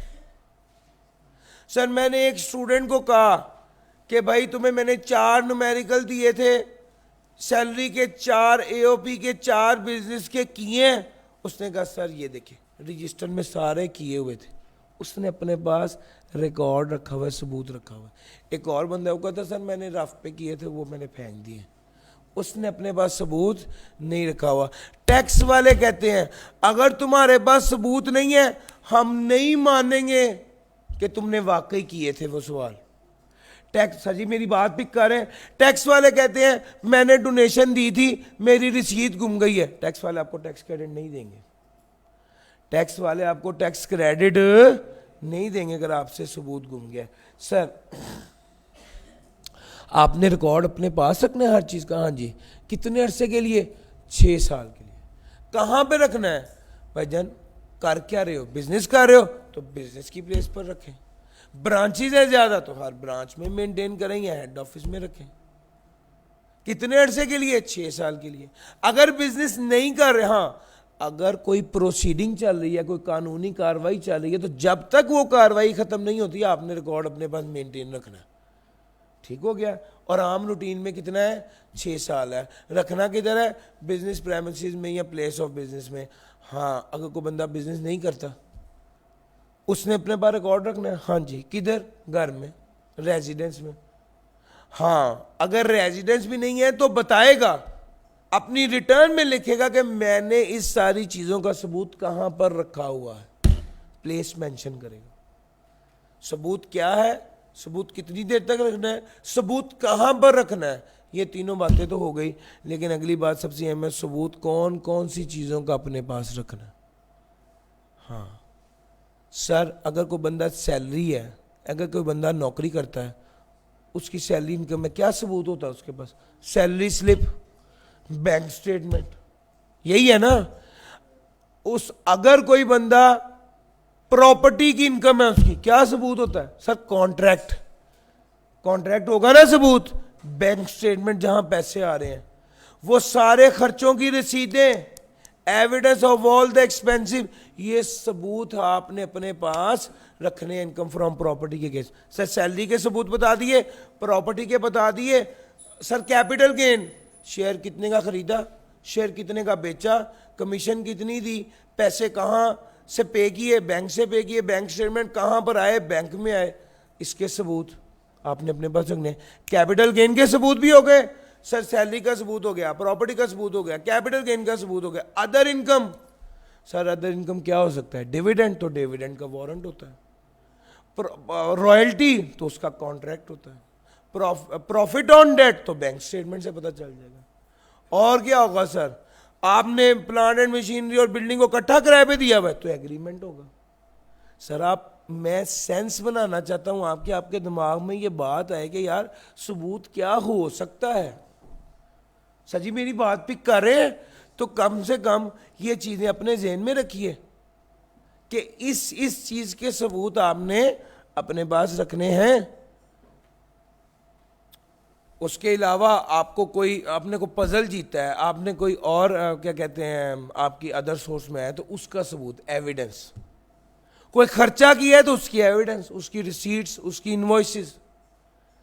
सर ये चारों तो छोटे छोटे थे, सैलरी, प्रॉपर्टी, कैपिटल गेन और अदर सोर्स। अब आ गया बिजनेस।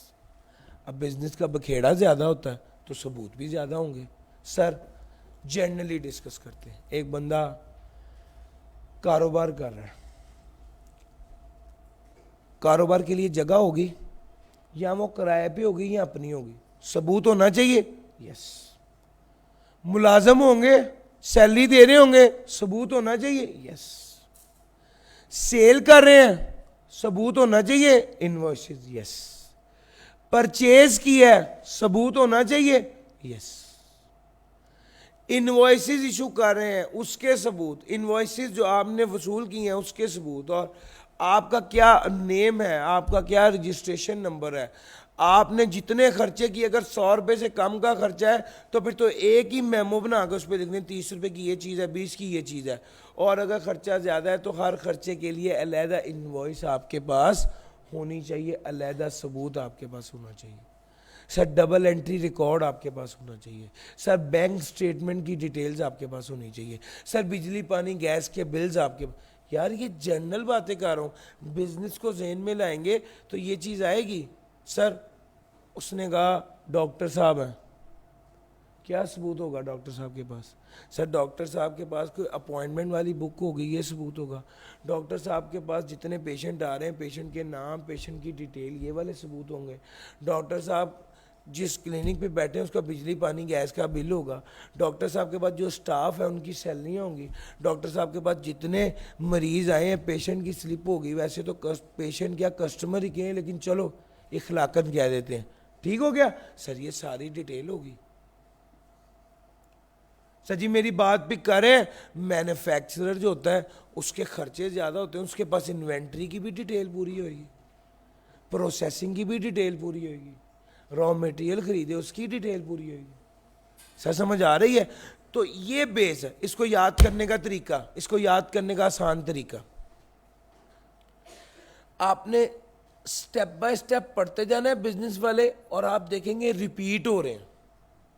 अच्छा, जो रिपीट हो रहे हैं ना, उसका तरीका ये कि आपने एक बार नए पढ़े, अगली बार सिर्फ रिपीट होने वाले हाईलाइट किए, उससे अगले पढ़ा रिपीट होने वाले हाईलाइट किए। सर जो रिपीट होने वाले हाईलाइट होंगे ना, तो आपको कम एफर्ट करनी पड़ेगी। सर समझ आ रही है? और मैं तो हर बार यही याद करने का तरीका बताता था, लेकिन पिछली से पिछले टाइम में उसने सवाल पता क्या पूछा, 5 लाख से ज़्यादा वाली इनकम बंदे को कौन से इजाफी डॉक्यूमेंट रखने पड़ेंगे, ये सवाल उसने पूछा। और मेरे जहन में फ़ौरन आया कि अगर किसी बच्चे ने मेरी बात मान के उसको हाईलाइट किया होगा, तो बस हाईलाइट वाले ही लिखने थे, 3 नंबर का सवाल था। सर समझ आ रही है? तो पता नहीं अब इस बार इस तरह की कोई बात आती है, मतलब इस तरह की कोई इशू आता है या नहीं आता। बहरहाल इस चीज़ को इस तरह अपने जहन में रखेंगे तो अच्छा रहेगा। लो सर, इस चैप्टर की आखिरी बात, ऑडिट। ऑडिट की बात करूं तो ऑडिट क्या है, कर ले यार। ऑडिट की बात करूं तो ऑडिट क्या है सर? ऑडिट तो बेसिकली है चेकिंग। किसके पास पावर है? कमिश्नर के पास। क्या करे? रिकॉर्ड कॉल कर ले। रिकॉर्ड कॉल करके क्या करेगा? चेक करेगा। अब रिकॉर्ड या फिजिकल हो सकता है या सॉफ्ट में हो सकता है। अगर फिजिकल होगा तो कहेगा फाइलें लेके आओ, अगर सॉफ्ट में होगा तो कहेगा यहाँ यूएसबी में मुझे दो, यहाँ उसकी एक्सेस दो, उस डिवाइस की, उस मशीन की जिसमें ये सारा रिकॉर्ड पड़ा है। अब रिकॉर्ड मंगवा के क्या करेगा सर? चेक करेगा। चेक करने के बाद क्या करेगा? गलतियां निकालेगा। गलतियां निकालने के बाद क्या करेगा सर? रिपोर्ट देगा, तुम्हारी फलां फलां फलां फलां गलती है।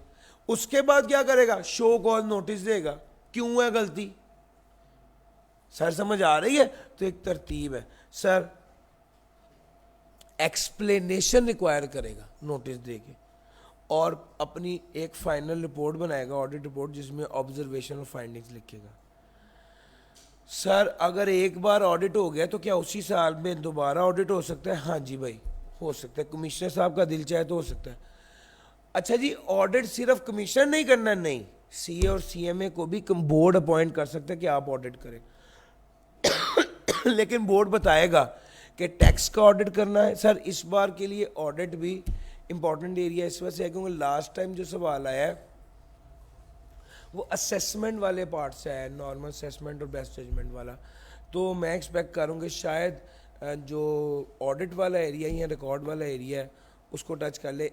हालांकि इस पिछली से पिछली बार उसने रिकॉर्ड के हवाले से भी पूछा हुआ है। सर सीए या सीएमए जो है वो भी ऑडिट कर सकता है, लेकिन बोर्ड उसे बताएगा कि कौन कितना ऑडिट करना है और किस चीज़ का करना है।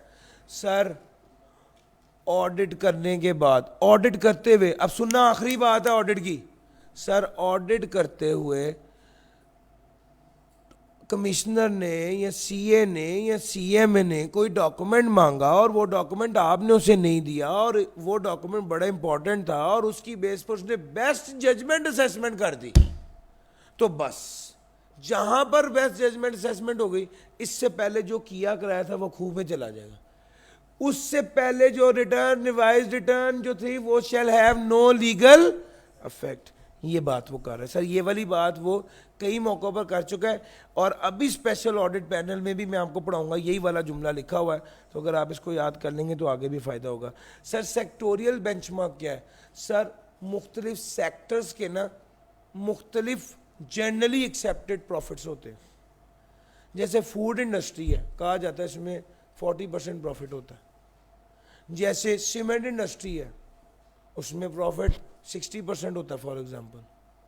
तो अब ये जो जनरली ये एक बेंचमार्क बना देते हैं, और जब आप उनको इंफॉर्मेशन नहीं देते तो फिर ये सेक्टोरियल बेंचमार्क की बेस पर सेक्टोरियल बेंचमार्क की बेस पर वो आपको असेस करता है कि आपकी इनकम कितनी है, उस पर टैक्स कितना बनेगा। अच्छा जी, स्पेशल ऑडिट पैनल क्या है? सर बड़े वाला ऑडिट करना था, उसके लिए पैनल बनाना पड़ गया। और उस पैनल में कौन कौन शामिल होगा? सर पैनल में एक तो टैक्स वाला बंदा शामिल होगा, फर्म ऑफ सीए और सीएमए शामिल हो सकती है। पैनल का हेड कौन होगा? सर याद रखिएगा, सीए वाला सीएमए वाला बेचारा यहाँ पर मजलूम ही होता है। ऑडिट की जहाँ पर टैक्स के मामले में जहाँ पे अथॉरिटी हायर हो जाती है ना, वहाँ पे टैक्स जो सीए होता है ना, वो फील करता है कि भाई चलनी तो अब टैक्स वालों की है, जो एफबीआर के बंदे हैं उनकी चलनी है, हम सिर्फ सपोर्ट वाला काम ही कर सकते हैं। सर पैनल का हेड भी कौन होगा? टैक्स का आदमी होगा, ऑफिसर इनलैंड रेवेन्यू का। हाँ, पावर भी किसकी होगी? सारी ऑफिसर ऑफ इनलैंड रेवेन्यू की होगी। कोई डॉक्यूमेंट नहीं दिया, बेस्ट जजमेंट असेसमेंट हो जाएगी, पुरानी सारी रिटर्न और सब कुछ नो लीगल इफेक्ट। ये वाली बात रिपीट हो रही है। सर अगर चेयरमैन कौन है? ऑफिसर इनलैंड रेवेन्यू टैक्स के डिपार्टमेंट का बंदा है। अगर चेयरमैन एब्सेंट हुआ ना प्रोसीडिंग में, तो वो प्रोसीडिंग ही इनवैलिड होगी। लेकिन अगर सीए या सीएमए एब्सेंट हुआ ना, तो प्रोसीडिंग फिर भी वैलिड होगी। सर समझ आ रही है?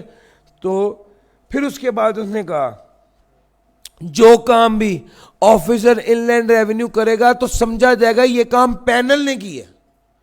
और किस तरह से स्पेशल ऑडिट पैनल काम करेगा, कौन कौन से प्रोसीजर करेगा, इसको बोर्ड प्रिस्क्राइब करेगा। सर ये वाली बात थी हमारी चैप्टर 15 की।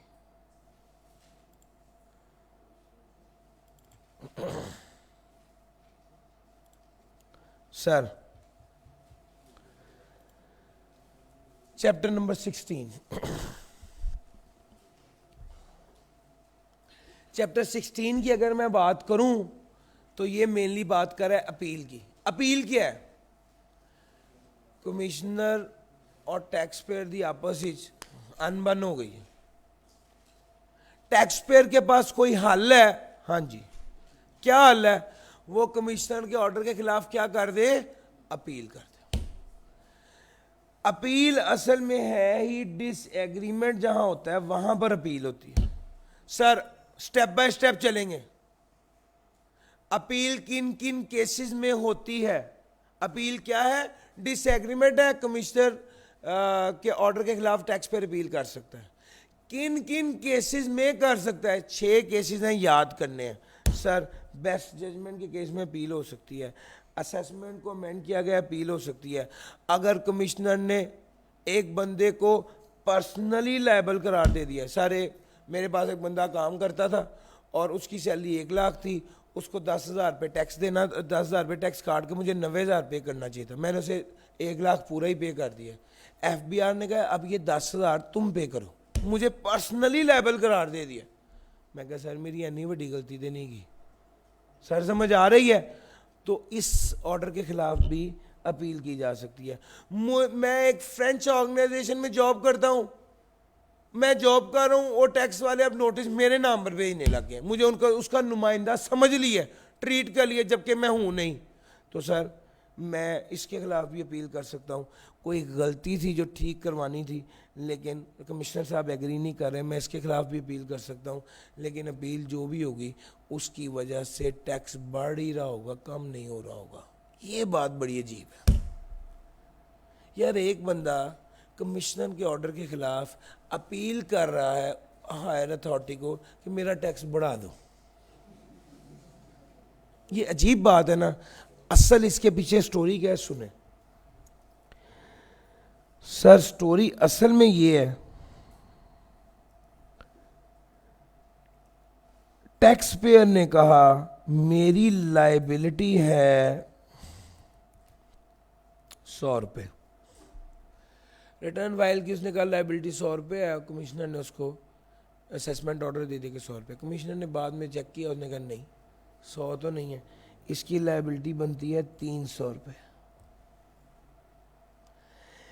इस कमिश्नर की अमेंडमेंट ऑफ असेसमेंट पर टैक्स पेयर क्या कर सकता है?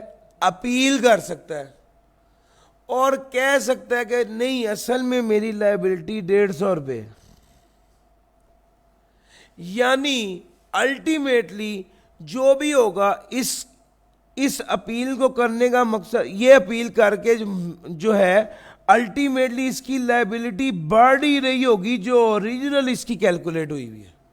यार मेरी बात पे की है, असल में ये बात है, ओरिजिनल असेसमेंट जो है उससे लायबिलिटी बढ़नी चाहिए।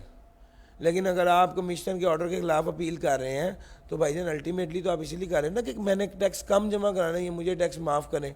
अल्टीमेटली उससे क्या होगा, यानी लायबिलिटी कम होगी, लेकिन जो पहली बार ओरिजिनल असेसमेंट थी उससे कम नहीं हो सकती। ये बात पे की है आपने, ये असल स्टोरी है। सर अपील कहाँ करें? कमिश्नर अपील के पास चले जाएं और वहां से बात ना बने अपीलेट ट्रिब्यूनल के पास चले जाएं और वहां पर भी बात ना बने हाई कोर्ट के पास चले जाएं और वहां पे भी बात ना बने सुप्रीम कोर्ट के पास चले जाएं। सर इसके अलावा भी कोई हल है?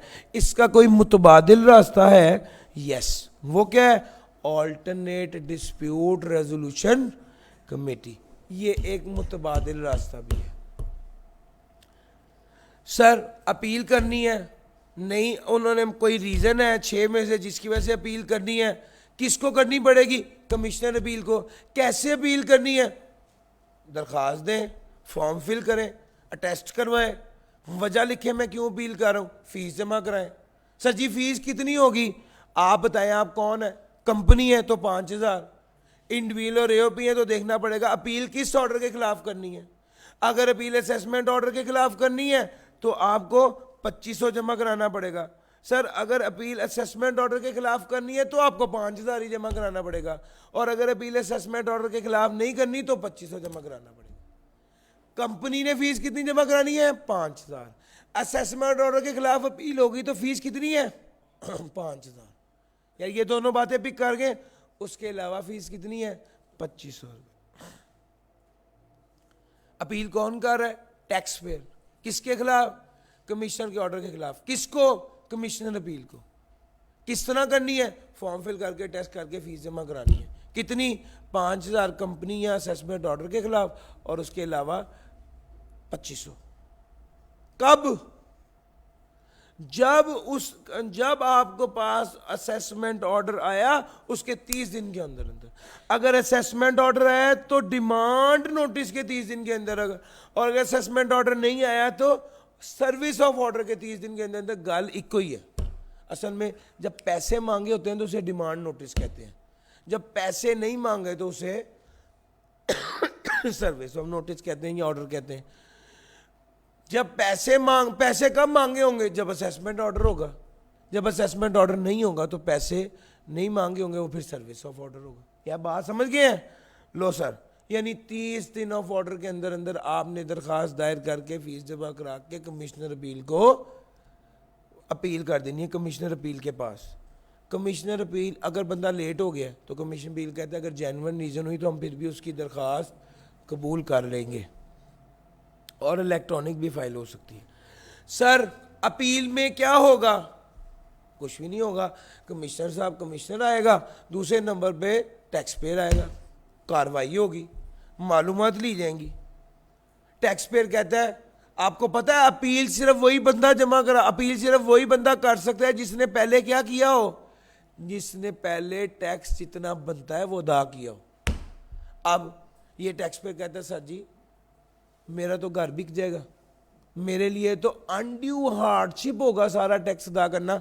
आप टैक्स वालों को कहें कि स्टे ऑर्डर स्टे कर ले, टैक्स रिकवरी वालों को स्टे ऑर्डर दे दे। कमिश्नर अपील को ये दरखास्त दी, चूंकि मेरे पास पैसे नहीं है, मेरे लिए अनड्यू हार्डशिप हो जाएगी, मेरा घर बिक जाएगा। तो कमिश्नर अपील ने कहा चलो ठीक है, वो कमिश्नर अपील स्टे ऑर्डर दे देगा टैक्स रिकवरी वालों को। कितने दिनों के लिए? 30 दिनों के लिए। 30 दिन के लिए स्टे ऑर्डर दिया,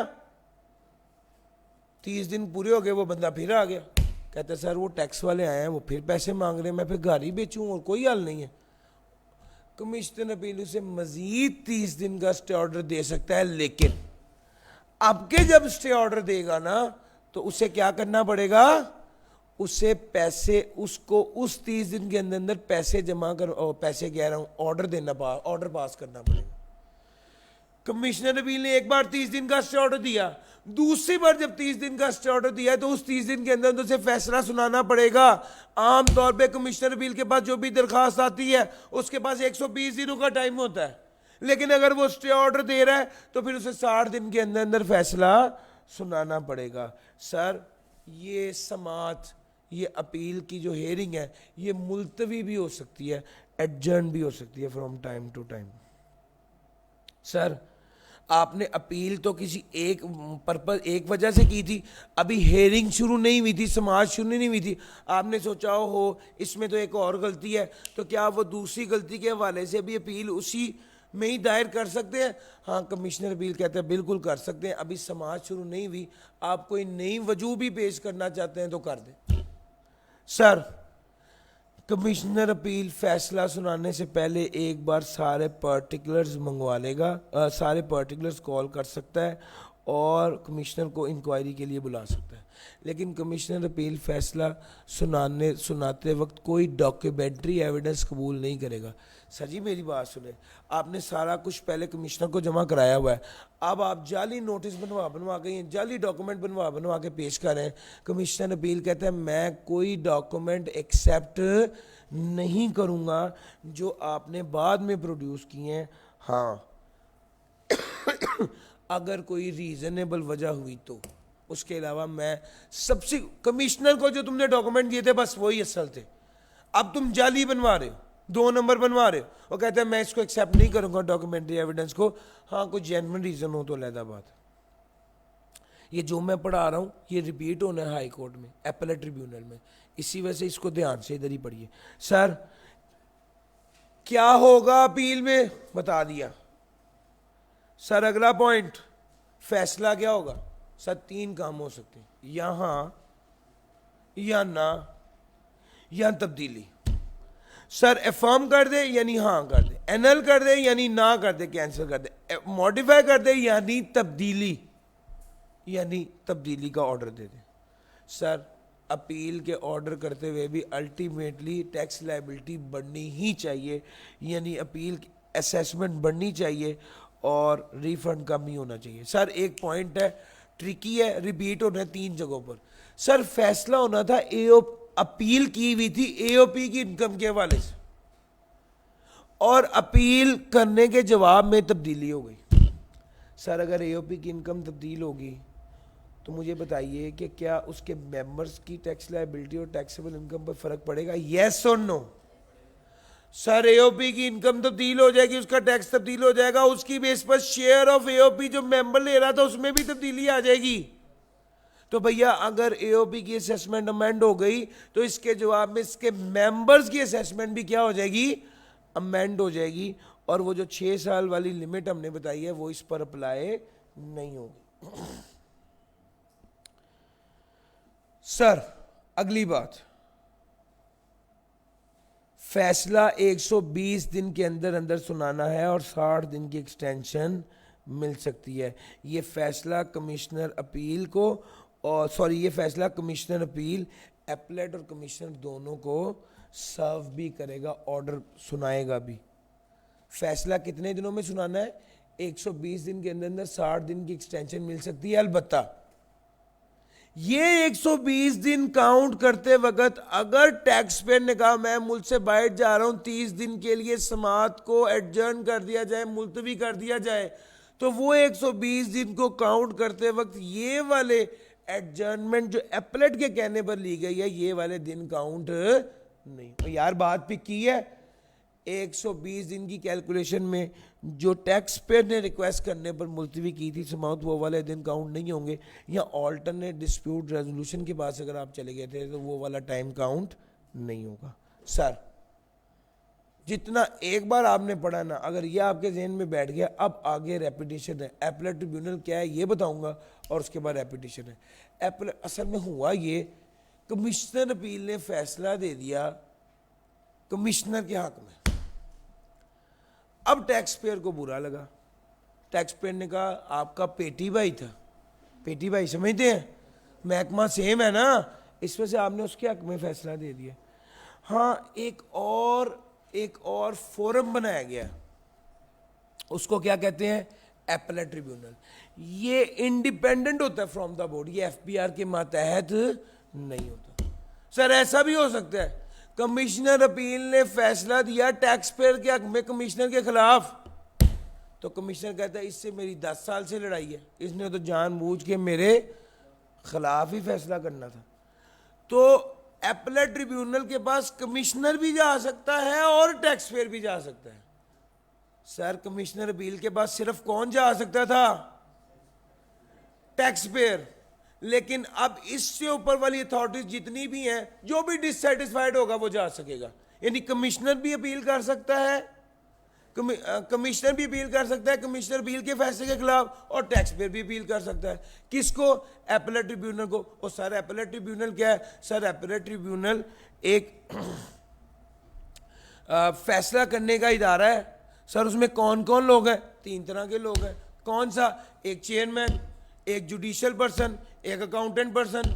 चेयरमैन कौन है, सर वो चेयरमैन को कौन अपॉइंट करता है, सर उसने लिखा हुआ है चेयरमैन को फेडरल गवर्नमेंट अपॉइंट करती है, और नॉर्मली ये कौन होता है, जुडिशियल पर्सन में से होता है। जुडिशियल पर्सन कौन है, सर जुडिशियल पर्सन वो बंदा जो कि डिस्ट्रिक्ट जज हो और हाई कोर्ट का जज बन सकता हो, या जो हाई कोर्ट का एडवोकेट हो और हाई कोर्ट का जज बन सकता हो, ये जुडिशियल मेंबर होगा। अकाउंटेंट कौन होगा, सर चीफ कमिश्नर साहब, या कमिश्नर या कमिश्नर बिल जिसका 3 साल का तजुर्बा है, या सीए या सीएमए जिसका 10 साल का तजुर्बा है। ये क्या है, ये सर अकाउंटेंट मेंबर है। अब 3 बंदे कौन कौन से हो गए, chairman, accountant member, judicial person. Chairman कौन, फेडरल गवर्नमेंट अपॉइंट करेगा, ज्यादातर जुडिशियल पर्सन मेंबर में से होता है। जुडिशियल कौन, डिस्ट्रिक्ट कोर्ट का जज है, हाई कोर्ट का जज बन सकता है। अकाउंटेंट कौन, चीफ कमिश्नर या कमिश्नर जिसका 3 साल का तजर्बा है, या सीए सीएम। सर उसको बेचारे को जो बाबा हो गया होगा ना 10 साल के तजर्बे वाला, उसकी बात कर। फैसला बेंचेस बनाए जाएंगे, बेंच फैसला करेगा। हर बेंच में कम से कम एक अकाउंटिंग मेंबर और एक जुडिशियल मेंबर जरूर होगा। सर एक से ज्यादा भी हो सकते हैं, लेकिन अब जो अकाउंटिंग मेंबर और जो जुडिशियल मेंबर है, उन दोनों का फर्क एक से ज्यादा नहीं हो सकता। सर जरा ये पॉइंट समझिएगा, एक बेंच बनाया, बेंच में अकाउंटेंट था एक और जुडिशियल मेंबर था एक, ये हो सकता है। अकाउंटेंट था 2, जुडिशियल मेंबर था 1, अकाउंटेंट था 1, जुडिशियल मेंबर था 2, ये सारे सिचुएशन हो सकती हैं। लेकिन अकाउंटेंट था 1, जुडिशियल मेंबर था 3, ये नहीं हो सकता। वो कहता है एक से ज्यादा का फर्क नहीं हो सकता। दूसरे नंबर पे फैसला कैसे होगा, बेंच करेगा। किस बेस पर, मेजॉरिटी की बेस पर। फैसला बेंच करेगा और मेजॉरिटी की बेस पर करेगा। सर चेयरपर्सन के पास ये भी पावर है कि अगर केस 1 मिलियन तक हो तो सिंगल मेंबर बेंच बना दे। सिंगल मेंबर समझते हैं, केस छोटा है, एक ही बंदा उसको डील कर ले। लो सर ये सारी बातें थी इसके हवाले से, और फैसला मेजॉरिटी के बेस पर होगा। और अब एपलेट ट्रिब्यूनल, अब ये एपलेट ट्रिब्यूनल क्या थी, ये बात हो गई। हम अब इस तरफ जा रहे हैं, एपलेट ट्रिब्यूनल में अपील करनी है। कैसे करेंगे, दरख्वास्त देंगे। किसको, एपलेट ट्रिब्यूनल को। कब, कमिश्नर अपील ने जो फैसला सुनाया है उस फैसले के 60 दिन के अंदर अंदर। कैसे, दरख्वास्त देंगे, अटेस्ट कराएंगे, फीस जमा कराएंगे, और 60 दिन के अंदर एपलेट ट्रिब्यूनल में दे देंगे। सर फीस कितनी होगी, 5000। कमिश्नर फीस जमा कराएगा, नहीं कराएगा, कमिश्नर फीस जमा नहीं कराएगा। सर फिर वही बात, अब यहां पे रेपिटेशन शुरू होगी। फिर रिकवरी वाला बंदा, टैक्स वाले बंदे आ गए, टैक्स रिकवरी वाले। इस बंदे ने कहा मेरे पास तो कुछ नहीं है, मैं घर भेज दूं। तो जनाब एपलेट ट्रिब्यूनल के पास पावर है कि वो स्टे ऑर्डर दे दे। किससे? टैक्स रिकवरी से। कितने दिनों के लिए? 180 दिनों के लिए। अगर इसी बंदे ने हाई कोर्ट से भी स्टे ऑर्डर लिया हुआ है, तो हाई कोर्ट का स्टे ऑर्डर वाले, मिसाल के तौर पे 90 दिन का स्टे ऑर्डर हाई कोर्ट से लिया हुआ है, तो 90 दिन का स्टे ऑर्डर हाई कोर्ट वाला अलहदा होगा और इसका 180 दिन का स्टे ऑर्डर अलहदा होगा। उसने लिखा हुआ है जब आप 180 दिन के और स्टे ऑर्डर को काउंट कर रहे होंगे, जब आप 180 दिन को काउंट कर रहे होंगे, तो उसमें हाई कोर्ट वाला स्टे ऑर्डर शामिल, हाई कोर्ट वाला स्टे ऑर्डर वाले डेज शामिल नहीं करने। सर उसके बाद अगली बात, फैसला कैसे होगा? रिपीट हो रही हैं बातें। पहली बात, पर्टिकुलर्स कॉल किए जाएंगे, इंक्वायरी कमिश्नर से की जाएगी। फैसला सुनाते वक्त अगर कोई इंफॉर्मेशन ना हुई तो बेस्ट जजमेंट असेसमेंट कर दी जाएगी। सर 6 माह के अंदर अंदर फैसला सुनाना होगा। फैसला होगा क्या? 3 ही बातें हो सकती हैं, या हाँ या ना या मॉडिफाई, तब्दीली। सर तो ये 3 बातों में से कोई बात होगी। फैसला जो भी होगा अल्टीमेटली उससे इंक्रीज हो रहा हो, असेसमेंट बढ़ ही रही होगी। सर अगर एओपी के बारे में फैसला हुआ, ये बात भी रिपीट हो रही है। सर इसमें बहुत ज्यादा रेपिटेशन है। अगर आप लोग सेंसिबली चलेंगे तो आपको इतना ज्यादा याद नहीं करना पड़ेगा। जो सबसे मेजर प्रॉब्लम स्टूडेंट्स को आ रही है वो ये आ रही कि सर इतना ज्यादा रट्टा कैसे लगे। यार यही समझा रहा हूं, रेपिटेशन है बहुत ज्यादा। अगर आप एक बार कमिश्नर बिल अच्छे से तैयार कर लो तो यकीन मानो एपलेट ट्रिब्यूनल की डेफिनेशन वाला काम ही है, आगे मेजर रेपिटेशन है। तो आप अगर इसको इस तरह से लेके चलें तो आपके लिए बड़ी आसानी हो जाएगी। एओपी वाली बात रेपिटेशन है। आखिरी बात, सर ये वाली बात समझने वाली है, जरा इसको समझा दूं। Sir if the order relates to question of law, तो क्या होगा? If the order relates to question of fact, तो क्या होगा? सर ये क्वेश्चन ऑफ फैक्ट और क्वेश्चन ऑफ लॉ क्या है? एक बात समझिए।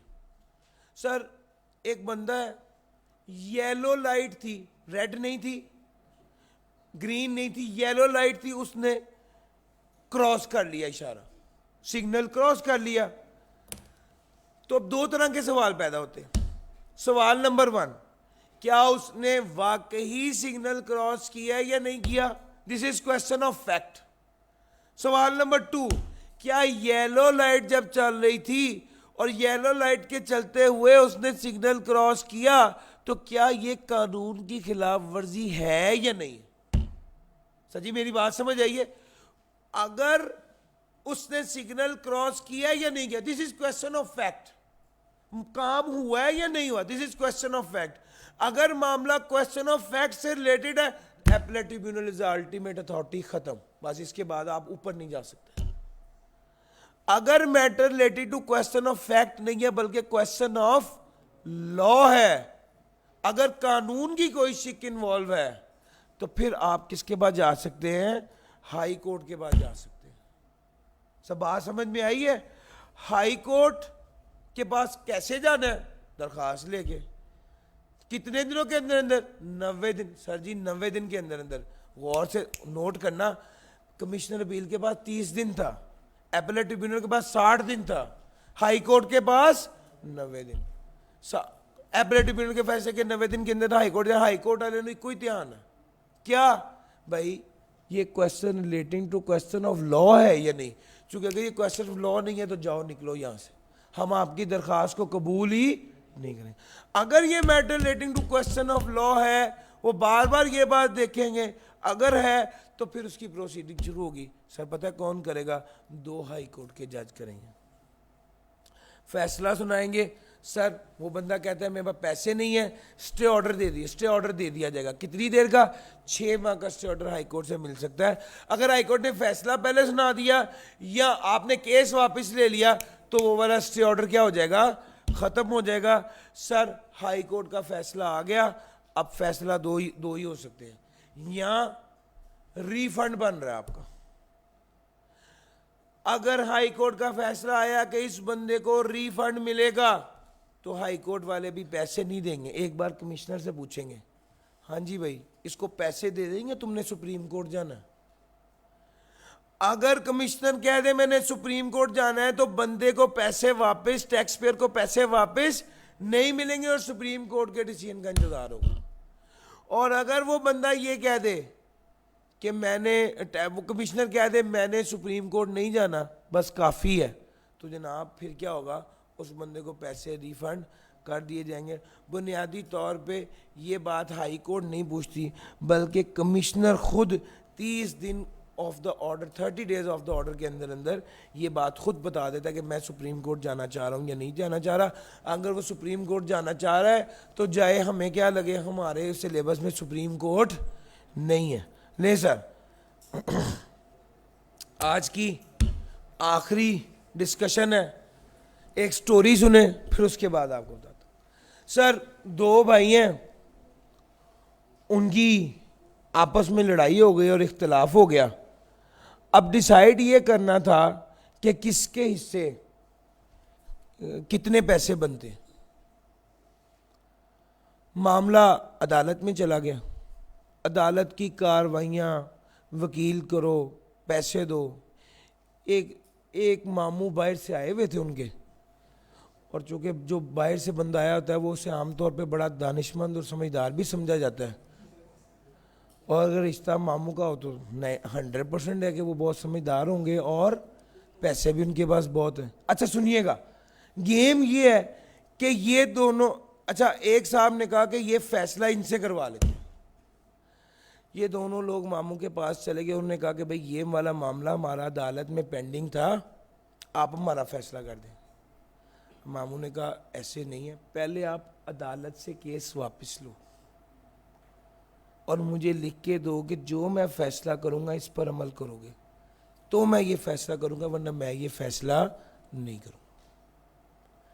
उन्होंने क्या किया, उन्होंने जिस अथॉरिटी के पास, जिस एपलेट अथॉरिटी के पास डिसीजन पेंडिंग था उससे विड्रॉ कराया, और वो विड्रॉ कराने के बाद इनको ऑर्डर ऑफ विड्रॉल दिखाया और फिर इन्होंने कार्रवाई शुरू की और कहा कि हाँ अब बताओ क्या मामला है। 120 दिन के अंदर अंदर इस मामू ने फैसला सुनाना था। 120 दिन के अंदर मामू ने फैसला सुना दिया तो ठीक, अगर नहीं सुनाया तो जिस अदालत से फैसला वापस किया था उस अदालत के पास, जिस अदालत से ऑर्डर ऑफ विड्रॉल लिया था उसी अदालत के पास वापस जाके कहेंगे कि मामू की तबीयत खराब थी, उनको छोड़ें, आप ही फैसला सुनाएं। और अगर मामू ने वो फैसला सुना दिया तो सर ये फैसला फिर बाइंडिंग होगा कमिश्नर के लिए भी और टैक्स पेयर के लिए भी। सर गेम यही है, सिर्फ मामू की जगह अब आपने ऑल्टरनेट डिस्प्यूट रेजोल्यूशन शुरू करना। सर ये इदारा है लेकिन ये छोटे मोटे काम के लिए नहीं सर। 100 मिलियन की लायबिलिटी हो तो नॉर्मली उसके लिए लीगल फोरम बनाया हुआ है एफबीआर वालों ने, ऑल्टरनेट डिस्प्यूट रेजोल्यूशन कमेटी, और ये क्रिमिनल प्रोसीडिंग के हवाले से नहीं है।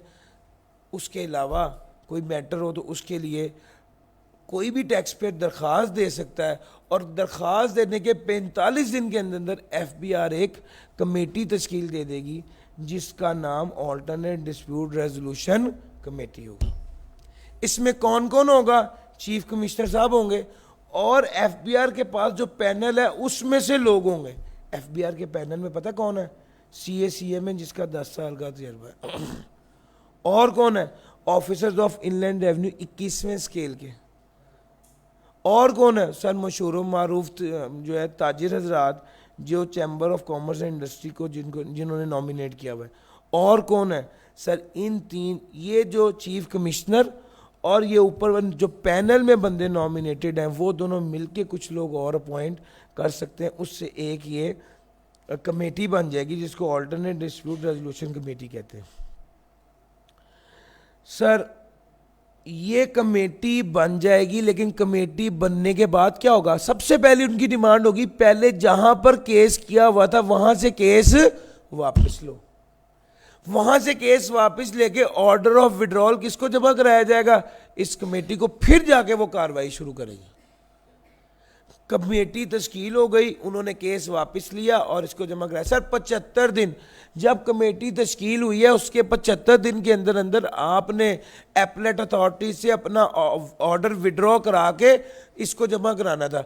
अगर कमेटी तश्कील हो गई और 75 दिन गुजर गए और अभी तक आपने जहां पर पहले केस पेंडिंग था वहां से केस वापस नहीं लिया, तो ये कमेटी क्या हो जाएगी? खत्म हो जाएगी। हाँ, ये कार्रवाई शुरू ही तब करेगा जब वहां से क्या हो गया है? विड्रॉ कर दिया। अब कार्रवाई शुरू करके क्या करेगा? बंदे पॉइंट करेगा, ऑफिसर ऑफ इनलैंड रेवेन्यू को भी डायरेक्ट करेगा कि भाई ऑडिट करो और 120 दिन के अंदर नतीजा निकाल के फैसला सुना देगा। अगर 120 दिन में ये फैसला ना सुना सका तो ये ADRC alternate dispute resolution committee को फारग कर देंगे। सर अगर ये जो भी फैसला सुनाए ADRC, ये प्रेसिडेंट नहीं होता। सब प्रेसिडेंट समझते क्या होता है? प्रेसिडेंट होती है मिसाल।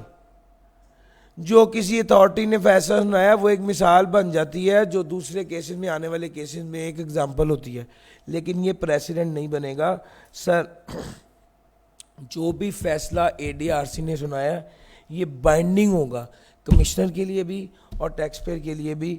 हाँ, ADRC के पास जो बंदा चला जाए तो बस उसको स्टे ऑर्डर ऑटो पे मिल जाता है। The recovery of tax payable by the tax pair in connection with the dispute for the committee shall be appointed shell be deemed.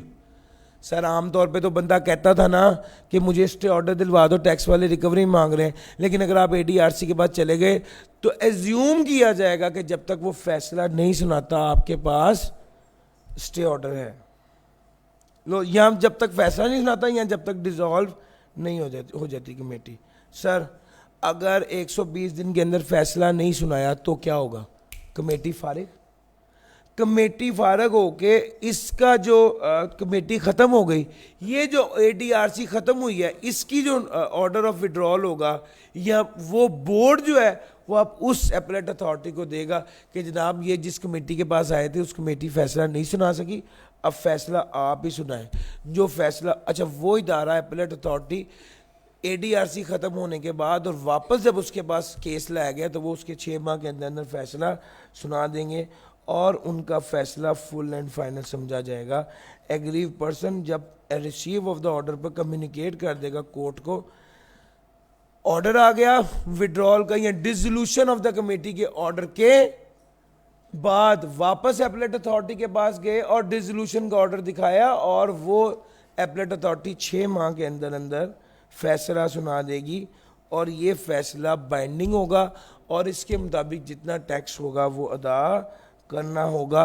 Board determine करेगा कि किस बंदे को कितने पैसे रेम्युनरेशन के तौर पे दिए जाएंगे। कमेटी में जो लोग हैं ना उनको पैसे दिए जाएंगे, ये बोर्ड डिटरमिन करेगा कि कितने दिए जाएंगे। सर ये ADRC के हवाले से हमारी डिस्कशन थी। 1, 2 और 6.1 और 2 है, वो उतना इम्पोर्टेंट नहीं है, ये वाला एरिया ज़्यादा इम्पोर्टेंट था, मैंने आपके साथ डिस्कस कर लिया। सर आज मेरे पास आपके लिए कहने को यही सब है, बस मेक श्योर ये करेंगे, इसको याद करें, चूँकि 8 से 10 मार्क्स का ये पेपर में ज़रूर आना है। मैंने कोशिश की मैं जितना इसको आसान बना सकूं मैं बनाऊं। सर आज के लिए इतना ही है, जज़ाकल्लाह।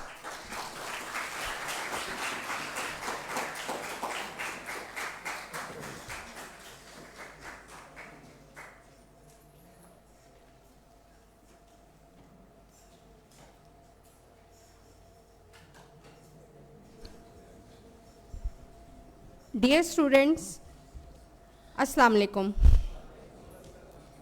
We have completed the 4th of 5 exam focused revision session of CAF 2 text practices.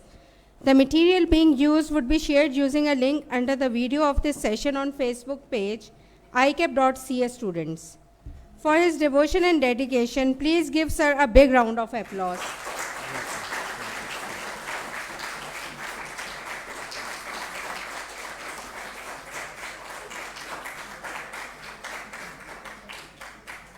Sir, thank you so much.